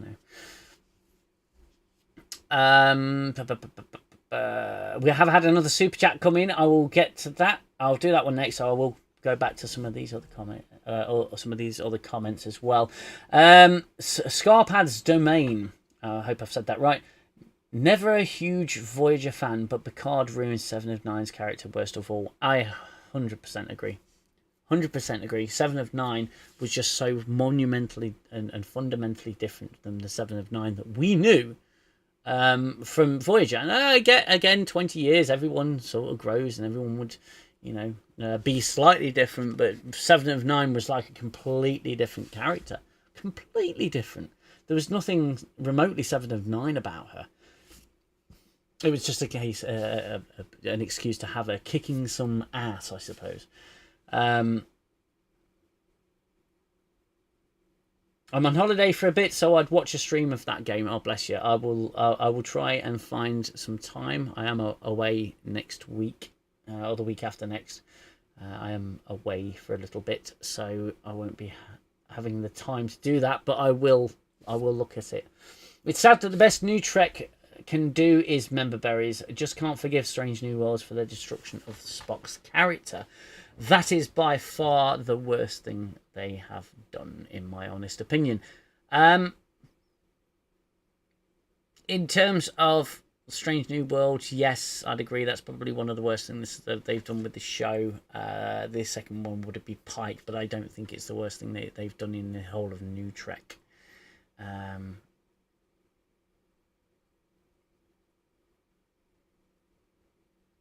Let's see. I'm just following a chain here. Several reviewers loved Picard Season 3 because they were bribed with early access to the episodes, as I said. So they were the first to post reviews as soon as the episode airs.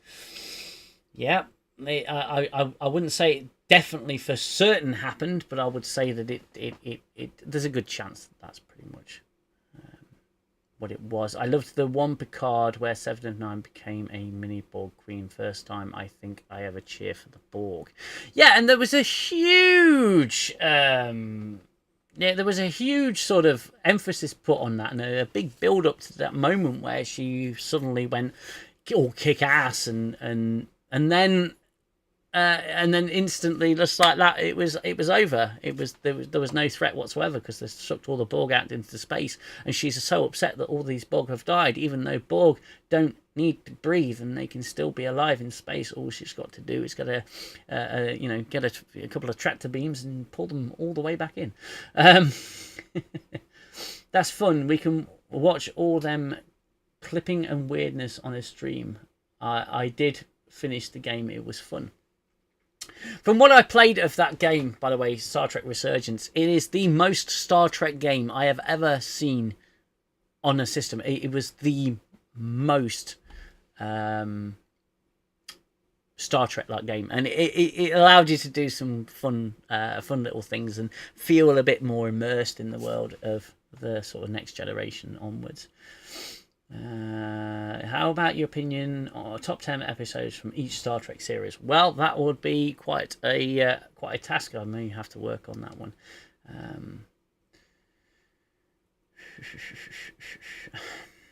Please, current producers, don't ever bring back the S9 characters. Weren't they on about bringing back Avery Brooks again? I'm sure they were on about bringing back Avery Brooks as Cisco. I was like, please don't. Leave him alone. Just leave him alone. Leave him alone.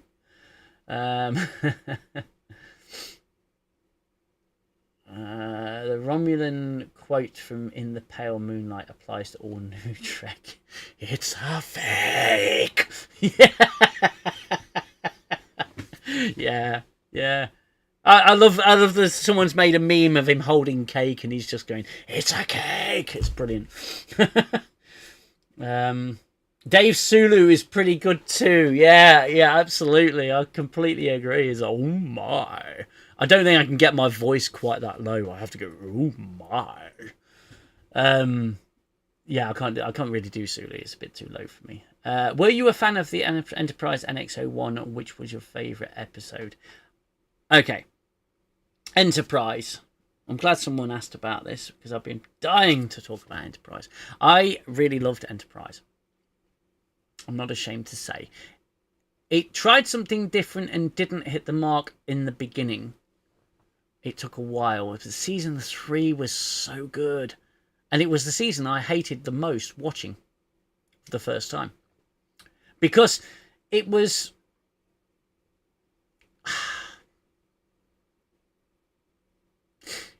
because it was episodic, because it wasn't episodic, it was more serialized, and it was an ongoing season-long story arc.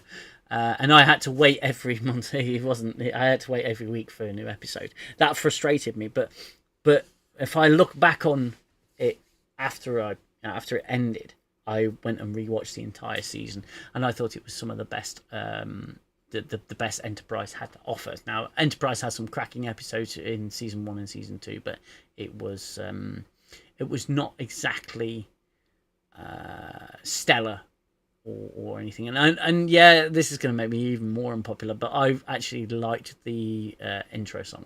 I just did because I felt it was a little bit different. They tried something different. It didn't work for everybody, and I can understand why a non-orchestral classical and opening scene would annoy people, but for the most part I actually quite liked it. And when they jazzed it up a little bit for the 3rd and 4th season, I thought it was really good.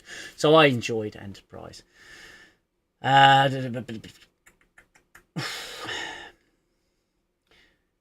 show was not episodic or logical at all. No, I can agree with that. Dave Cullen and Robert Meyer Burnett really get the nuance of Star Trek franchise. Yeah, I mean, yeah, I agree with that. They really do understand the nuances of Star Trek. And I can say with some confidence that I understand the nuances of Star Trek. What I lack is the ability to orate that to people. Okay, my mind doesn't particularly work like a lot of other people's minds. I can't articulate very well. It's something that I've been working on for a very long time. And what I might do is actually release one of my very first reviews ever that I put on my channel. They're all gone now. They don't exist on my channel. But I might actually do that just to show you the difference and how far I feel I've come. Perhaps you may have a different opinion on that, but it's difficult for me to articulate. But up here, I see it all. It's just difficult to get the words out, you know. But yeah, I agree. They know they can articulate such amazing points. They're great YouTubers. I was just I felt a little bit of disappointment and after I saw Picard to what they were saying about it, and that they didn't really see what I was seeing. But you can't really expect that because every YouTuber is different, every reviewer is different, every opinion is different. So I didn't hold it against them. 100% damage. It was shocking at why they spent so much effort destroying Picard. Yeah, well, Patrick Stewart's got a lot to blame for that. He's got a lot to answer for because a lot of Patrick Stewart went into Picard season 1 and 2. And you notice the massive difference between season 1 and 2 and season 3 of Picard. The difference might as well be night and day because he had so much less input into that. Season 2 is where they completely destroyed the character and the history of the character. Thanks for watching. So I don't have to. You're welcome. Picard season 2 scared the crap shit out of me when they were flirting with Star Trek Assignment Earth. Rumor had it they were flirting with making it a series. Well, I'm glad they didn't, to be fair. Thanks for watching. So I don't have to. You're too hard on Strange New Worlds. It's leaps and bounds better than Discovery. They've made missteps and engaged characterizations that are not true to the characters as they were in TOS, but season 1 was very good. Well, that's the old Picard season 3 argument that I tried to make, isn't it, really? If you think about it this way. Picard season 3, people were saying was really good, and the reason we're saying it was really good is because it was better than season 1 and season 2, which were so monumentally bad our standards dropped down the toilet. So I was left asking myself the question: is it great because it's better than what came before? Now I don't really like to do this. I don't like to say that Strange New Worlds was really good because it was. Just because it was better than Discovery, because Discovery is so monumentally bad. Strange New Worlds had real potential to be a soft reboot of Star Trek. Unfortunately, I stand by what I said. It's missed the point of Star Trek, and as Free said earlier, they just can't. They don't have any competent writers to do this. And you look at the writing quality of the Orville. Well, that's got all Star Trek alum working as writers for that show. They all write and produce it. They jump ship. That's why Star Trek is not what it used to be. I get what you're saying, Positronic. I really do. But I just think if it's not simply, something can't be really good simply because it's not as bad as what came before. It has to. There's still a standard there that I maintain, and yeah, everyone's fine to disagree. To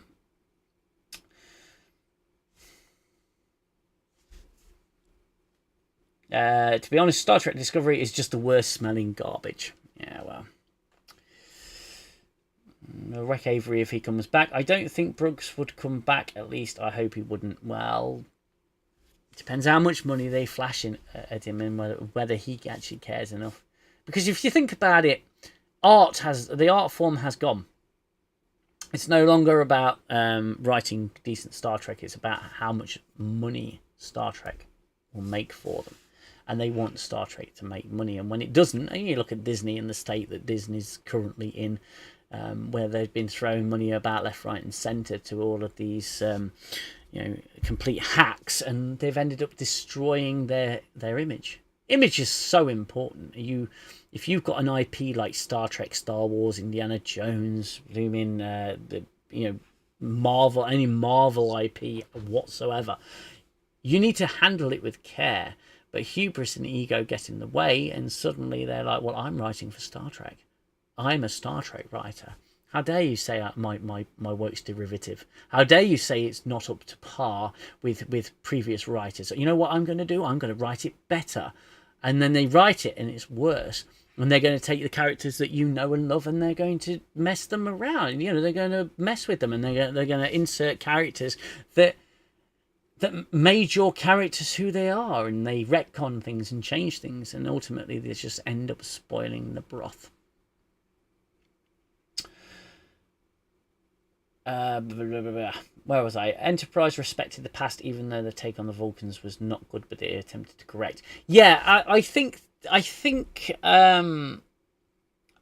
did okay with that. To be fair, the early Enterprise Vulcans they didn't resemble the Vulcans that we knew, and you can make that argument that yes, they didn't resemble the Vulcans that we knew, but what they did do is they managed to say that in some ways that the Vulcans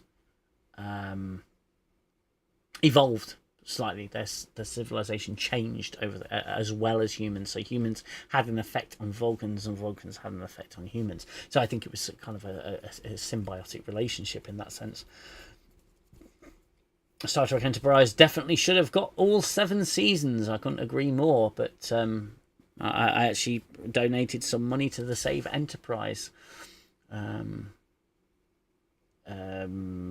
scheme, whatever it was. It was a campaign to save Enterprise, and I believe someone involved with NASA or the space some space agency. They donated $3 million to save Enterprise, and it didn't get saved.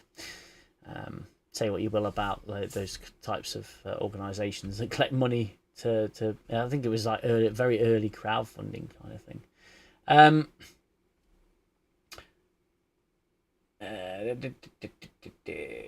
Enterprise, I've read that one. Hypersonic, you're allowed to like it, just like allowed. I'm not going to read that one. It's a good point though. You're allowed to like it just like you're allowed to like things that are bad for you. It's not going to lead to anything good though. Enterprise went off the rails early in season 1, but by 3 it was awful. Episodic is the way to go. Yeah, I mean, people got difference of opinion when it comes to Enterprise. I enjoyed season 3. Season 4 was incredible, and season 4 was so intelligent with what they tried to do. Don't worry, Enterprise. Don't worry, UK Danger Man. I loved Enterprise too. Aw.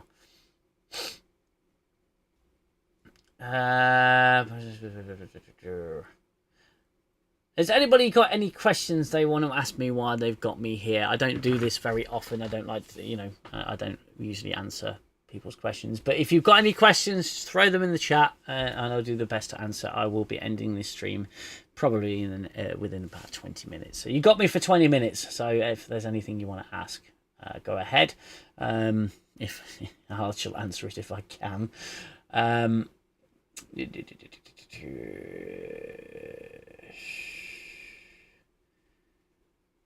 Just being better doesn't make it good. Yeah, I agree with that. I hated Enterprise at the time because it felt so different, but I've since grown to love it. It's got more heart and sincerity than anything since Abrams and Kurtzman. And yeah, this comes up quite a lot. All right. Think about it this way. I get people telling me all the time that people hated The Next Generation because it was so different to the original series, and over time they grew to love it. But that's because there was quality there. People loved it because there was good quality writing and storytelling there. People don't hate New Trek because it's different in the sense of it's wildly out there different. They dislike it because of the quality of what they're seeing and the qualities of the stories. Why is it you watch Star Trek? That's a question for all of you. Why do you watch Star Trek? What do you get from Star Trek? And that's the most important answer that you can give, is your own answer, what it means to you. If you're watching Star Trek for the action, I'd question why, but if you're watching original Star Trek, for example, for the action rather than the story, then New Trek would seem to be the answer to that. It would seem to be the Trek for you. If you're looking for really decent stories and really quality writing, I don't see how New Trek can provide that. They got interesting concepts and they've got some really good ideas that unfortunately are mostly derivative of other shows, as is a massive problem. With a lot of new shows, because a lot of ideas have been done before. It's hard to come by a truly original show. But but nowadays I'd accept something that is very Star Trek like, that has decent writing, and it can look like a sack of crap visually, but I'd take a good quality story. I mean, the wife and I have just started watching SG-1, Stargate SG-1, and we're just working our way through the first season. Now I've seen Atlantis and I've seen Universe, and SG-1 was just one that I skipped over, and there was some absolutely wonderful, bloody potent and poignant stories within that show. I do like the Stargate franchise, but there are decent ways to tell a good story. And if you've got the ability, now I'm not saying that I do, but if you've got the ability, then you're going to come out with something really special.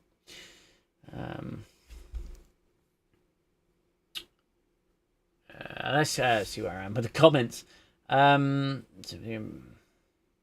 something can be better than other crap and still be crap, yep, I agree. Enterprise was better than Discovery and Strange New Worlds, but it was still an awful show. Again, yeah, but some people took a real aversion to Enterprise. Some people liked it. As a rule, I tend to hate most prequels. Enterprise had its moments, but in general, I don't like them. Prequels are limited. They're limiting to what you can do with them. I just didn't like the Vulcans' bigotry, having them comment that humans smell. Yeah. Again, there were some moments with the Vulcans in Enterprise that were not very Vulcan-like, but I loved what they did with the Kashara trilogy. I thought that was pretty much where Vulcans needed to be, as more of a sort of observant species, observing humanity rather than interfering.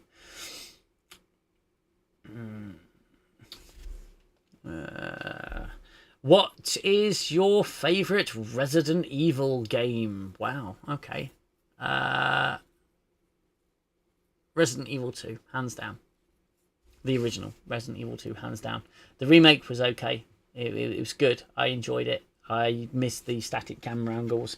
But I actually liked Resident Evil 4, and the remake to that was absolutely phenomenal. I love those two games, Resident Evil 2 and 4. Resident Evil 3 I thought the original was a great game. I loved it. Resident Evil 3 remake I thought was a shocking insult to the original. Resident Evil 5 is the most played Resident Evil I have. I've pretty much played the living daylights out of that, but it's not my favourite. Resident Evil 6 I didn't like. 7 was okay. Good return to form. 8 was reasonable. I don't know what they're going to do with 9, to be fair. What is your top Star Trek episode ever? I can't answer that. I genuinely can't answer that because I have more than one, and we would be here for a long time. I'll do some reviews on them, on my favourite top ones. What do you do for a living, if I may ask? Well, that has been... There's been a few answers to that recently, because I've made some changes with my employment. Let's just say I work in the vehicle industry. I work in the motor vehicle industry. I have been building lightweight commercial vehicles now for about 8 years. And I've been building industry equipment as well. So I tend to do things in that sort of area, transportation and industry. I'm currently working in industry machinery, building industry machinery. So yeah, that's pretty much what I do. It's hard work, but I'm a manager, and I've been a supervisor, and I build stuff, physically build stuff as well. So that's the sort of thing I do for a living. Picard's Enterprise was the first Federation ship to encounter the Borg, yet there was Archer and crew encountering the Borg. Really dumb. Now, yeah, I suppose you could take two different points of view on that one, because I thought that it tied into the events surrounding First Contact, and then the introduction to the Borg at System J27 or 21 or whatever, J25.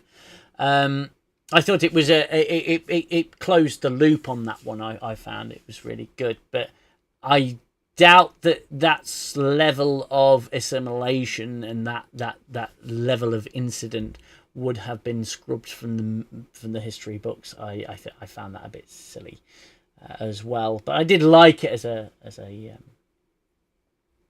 a Borg episode. Just like I liked kind of like the Ferengi one because they introduced the Ferengi, but Archie just didn't know. He didn't even know the name of the species by the end of the episode. He just knows what had happened.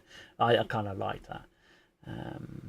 If you could create a new Trek show with good writers, what era would you like it to be set in? Well, as I was saying to Spree, I would probably like it to be set post Picard. I wouldn't jump it too far in the future. I'd make it so our beloved characters would every now and then make a cameo, but I would have a completely new crew. I wouldn't have legacy characters. I'd make a completely new crew and try and build on what's there, not interfere and retcon what's already come before. It's like if you're writing a book, a sequel to a book that another author has written, and you're taking something like that, you have to use, if you're smart, you'll use the source material and build on it. If you're Rian Johnson, for example, you'll take the source material and destroy it and say, what I've created is better. So I would put it after Picard. And I'd probably set it 30 years after the Next Generation ended. You could still have legacy characters come in, but they'd be supporting characters to your main characters. And if you had the strength of good writing and the skill of good writing in you, then yeah, you'd be able to do something pretty special with that, I think. Started out by watching Deep Space. I started out by watching Deep Space Nine for the battles and the Dominion story, but grew to really appreciate the stories and characters. I tend to relate a lot to Odo, for example. Well, just keeping an eye on Reaver of Jill sandwiches. Just check he's not a stool or something and you're not sitting on him. Much love to you, Reaver. Learned a lot of my morals from Star Trek and the universe canon building. Yeah, I did too. Star Trek built who I am as an individual. My parents had a lot to do with that, of course, naturally. But Star Trek gave us an idealistic outcome and something to aspire to and look up to. Strange New Worlds, Discovery, and all of the new Trek paints the world, the picture of a world that is very similar to ours, and I don't like that. No, I like to have something to aspire to. It gives me something that I can work towards in my own life and my own attitudes. Makes me a better human being. Yeah, absolutely. SG-1 is one of my favourite shows. I'm glad it is. I've liked what I've seen so far. I've bitten bobbed with Stargate, but I've watched all of Atlantis and all of Universe as well. Yeah, they didn't have open flames on the Enterprise. Yeah, fucking open flames. Open flames, flamethrowers, pyrotechnics. It's all there. Do you like or have you watched Doctor Who? Yes, I have. I spent a lot of my childhood watching classical Doctor Who. I wasn't a fan of the Russell T Davies stuff and everything that's come afterwards. I liked David Tennant as a Doctor. I've seen a couple of the episodes. They were very, very good, but I don't have a craving to watch it. But I see what they've done to Doctor Who as well, and that's just terrible. They should have done the Romulan War or just after, yeah. With the release of Babylon 5 on Blu-ray in December, I can't wait to revisit that series. And that was something that me and my old man, may rest in peace, God rest his soul, we wanted to get into Babylon 5, but we took the Deep Space Nine route. And we just didn't have time to do Babylon 5. It's something that I've got, I just haven't had the time to sit down and watch.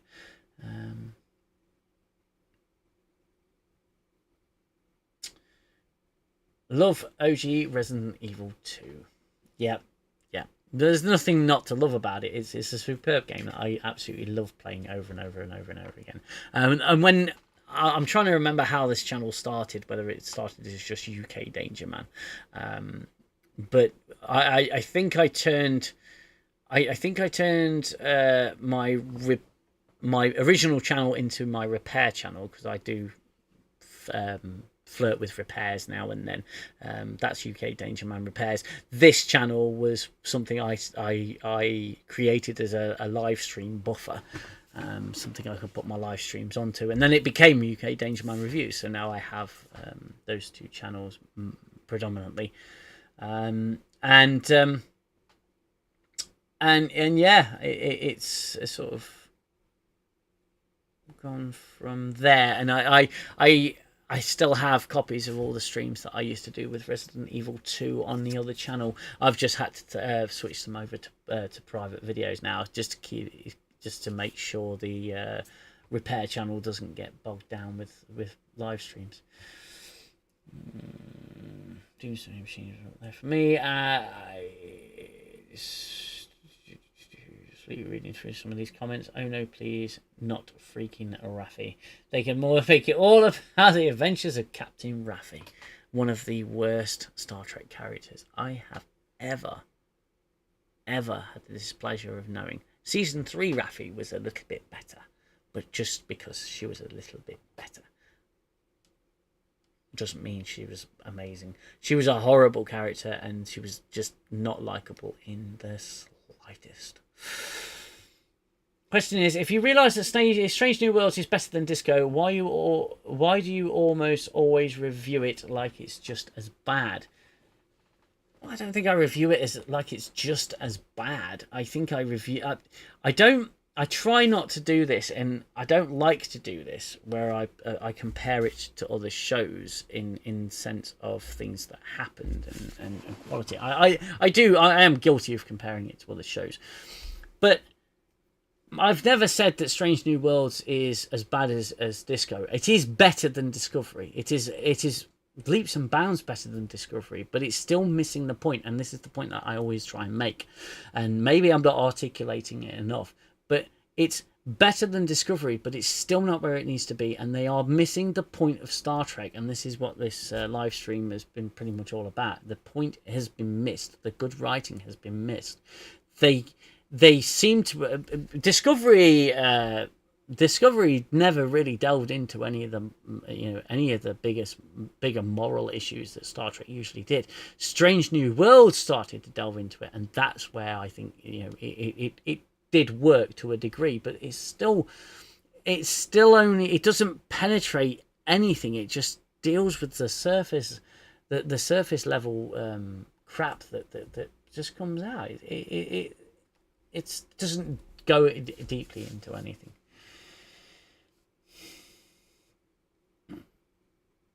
One of the most bewildering things about is why Strange New Worlds using the Gorn, which we know the Federation has not encountered at this point. Why didn't they just invent a new species?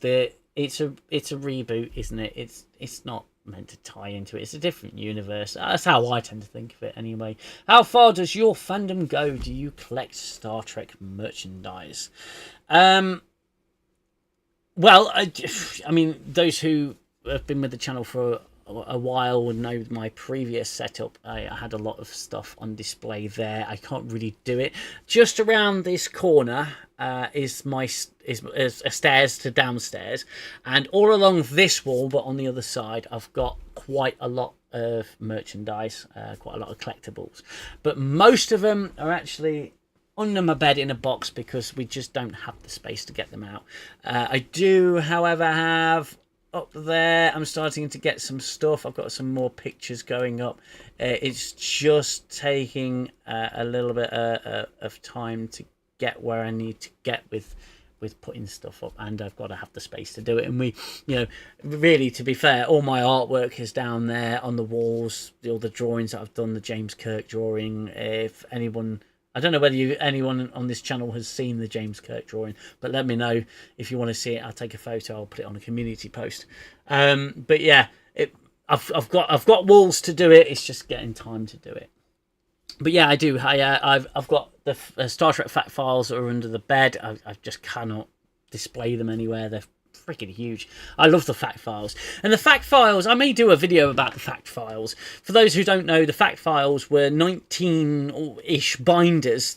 They were huge binders, and this whopping great, fantastic collection of all the information that you could possibly want on Star Trek. Genuinely, it was like a massive Star Trek encyclopedia. And I've got almost all of it. I'm missing several bits, but I've got almost all of it. And that's the love. That's the love that these people had for Star Trek, where they built this universe. New Trek writers aren't building the universe. They're stripping. They're strip mining it.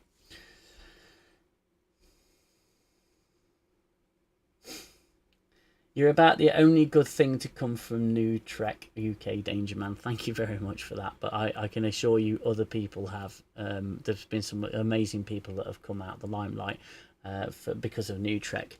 I love the fact that you are all... I love the fact that you were all fans of the channel and fans of me. What I do. It warms my soul. So thank you very much for being here. One scene where Ortegas is snarking like when she gets sucked down into space. God.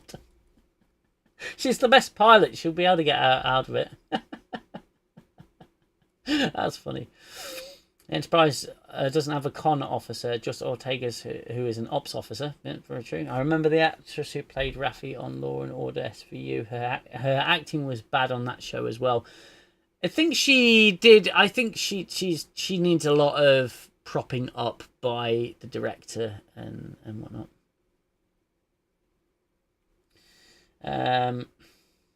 It's not Star Trek at all. You actually do not review it like Star Trek Discovery. You get a lot more infuriated and upset when reviewing Star Trek Discovery. That's so true. But it's been so long. Hasn't it been like ages since the last season of Discovery? And my video format has changed somewhat, and the setup's changed, and the audio's a lot better than my Discovery reviews. But you go back and watch my Discovery reviews, my God, I used to get really sort of pent up, and I think that's going to happen again with the new season. Oh,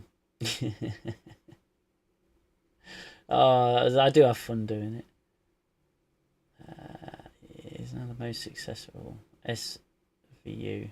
Yeah, SVU is the most successful show in TV history. Interesting.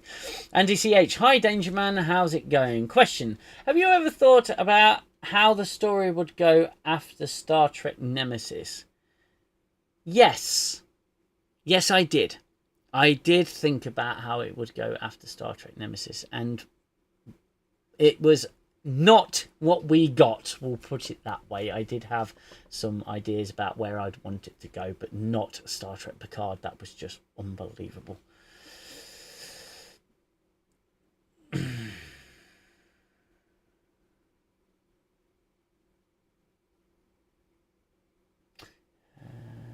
But you hammer on it as much as you hammer on Disco. I don't think I do. I don't know. Maybe I do. I'll have maybe I should do a bit of a retrospective on my videos and see what my opinions used to be. Maybe I should be a bit more aware of that. Who knows?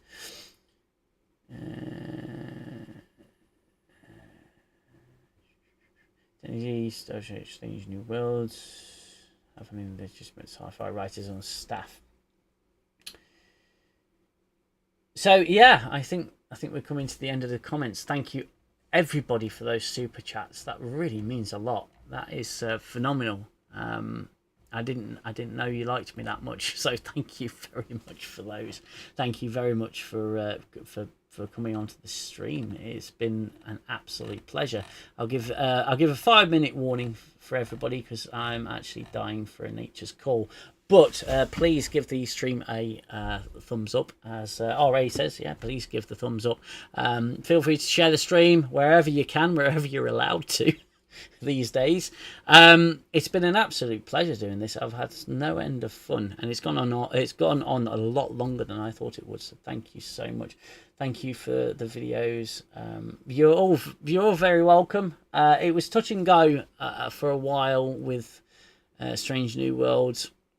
I find it very difficult to review in retrospect to the original series. It's why I try not to do it. I don't try and compare it to the original series. I try and compare it to the other Star Trek series, whether that be right or wrong, however people feel about that. But I tend to I just tend to review it as I watch it, and a lot of the time I'll just be absolutely exhausted from it. Welcome for the super sticker. Don't mention it. Oh wait, you didn't. Okay, super sticker. Did someone leave a super sticker? Right, I'm gonna put this as my disclaimer now. I don't get paid a lot for YouTube. In fact, I haven't been paid in over a year. So I'm not au fait with the super chat system or with the super stickers. So please bear with me. Hold on, let me go back. Admiral Teague super sticker. There it is. Yes, I did miss it, and I should be taken out into the street and should be whipped until I'm dead for that. I do apologise. $2 super sticker. Thank you so much for that. I'm still getting used to all of this. I don't stream very often, so thank you so much. Now you see I'm going red face now, so I do apologise. There, I seen your super sticker and I mentioned it. Thank you very much. Yes. yeah. I've got to do a few more of these streams just to get used to it. You're welcome, Bishop of Rusty Iron. Thank you for all your comments. Jeffrey Wilson. Same to you. Same goes to you, my sir. My good friend. Thanks for the stream. I enjoyed it. Thank you very much for stopping by, everybody. Jimmy77, thank you as well. General question for those who read the novels: what do you think of the formation of the Typhon Pact? I haven't read much of the novels, so I'll leave you all to discuss that. Thanks for the hard work from Matthew Ross. Thank you Matthew Ross, for the very generous super chat. It was bloody amazing. I dig it. Go live more often. You're still my spirit animal on this one. It's cool. Thanks for the hard work.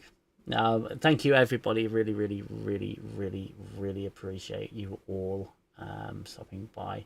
And for those of you who are watching post live, thank you so much for being here. Thank you so much for watching, and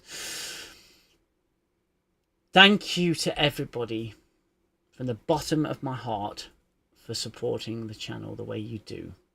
I read all of your comments, every single one. I don't have time to reply to them all. I tried to hit the thumbs up and I tried to hit the heart button, but I don't have an awful lot of time to sit and really go through the comments. But I read every comment that comes in. So thank you once again for everything. You guys made my channel what it is. Don't get me wrong, if I had 2 subscribers, 3 subscribers, it would be just me prattling on in videos with no one paying attention. I do this because I love it, but I also do it because I love you. I have nearly given up a few times, certainly with some disasters that have occurred. The strike that I had on the channel when CBS got the knickers in a twist, that pissed me off. And I've come close to quitting a few times, but you guys are the ones who have made me do it and keep going. And I think you all should, and this is not me because I'm me being creepy to my wife or anything like that, or creeping for something. I think you should all give her a huge thank you as well, because she puts up with a lot from me. She gives me this time to make these videos, and she keeps the kids happy whilst I'm doing live streams and stuff like that. So a big huge shout out to my wife, Mrs. UK Dangerman. She is an absolute goddess and I love her immensely, and yeah, she makes all of this possible. So thank you very much. Last couple of comments. Have a great day, live long and prosper. And you, I dig it a lot more often. I've mentioned that one. Do you tweet? Do I tweet? No. I do have Twitter. I don't know really how to use it. Same with Discord. My Discord is just a mess. I don't really have an awful lot. I could probably do with some training on that, so I will look into that. I do have a Twitter account. I used to post my videos as a sort of backup link to all of that, but yeah, I just, social media baffles me sometimes. Facebook is about as far as I go. Maybe WhatsApp as well. Love your videos, Danger Man. I hope one day to catch your I can catch your live streams. Yeah, I mean, at the end of the day, I try to schedule them in with plenty of time, but it's not always possible because I don't know when I'm going to be available. If I've had a few people on now, a few of my subscribers, I'm certainly open to more of you coming on if that's what you want to do. There will be like a vetting conversation beforehand just to make sure that we're both on the same page, but I'll be more than happy to do that. But these things take time to set up and organize and get used to, so thanks to Mrs. Dangerman. Absolutely. Send her your love, hit that like button, smash the like button, show Mrs. Dangerman some love. She's an absolute angel. There is somewhere, I think, a live stream of her and me playing some Resident Evil. I will try and dig that out the archives and maybe get it back on the channel. But she's absolutely amazing. Thank you to everybody for joining me for this stream. Thank you so much for your contributions and your. I feel like I'm being going around in circles, broken record and everything, but thank you so much. You all warm my heart, and it's great to have you on board, and I look forward to more live streams in the future. Until those live streams, until then, you look after yourselves, you look after one another. I'll say this every time and I mean it. Love you guys. Take care. Bye bye for now. Peace.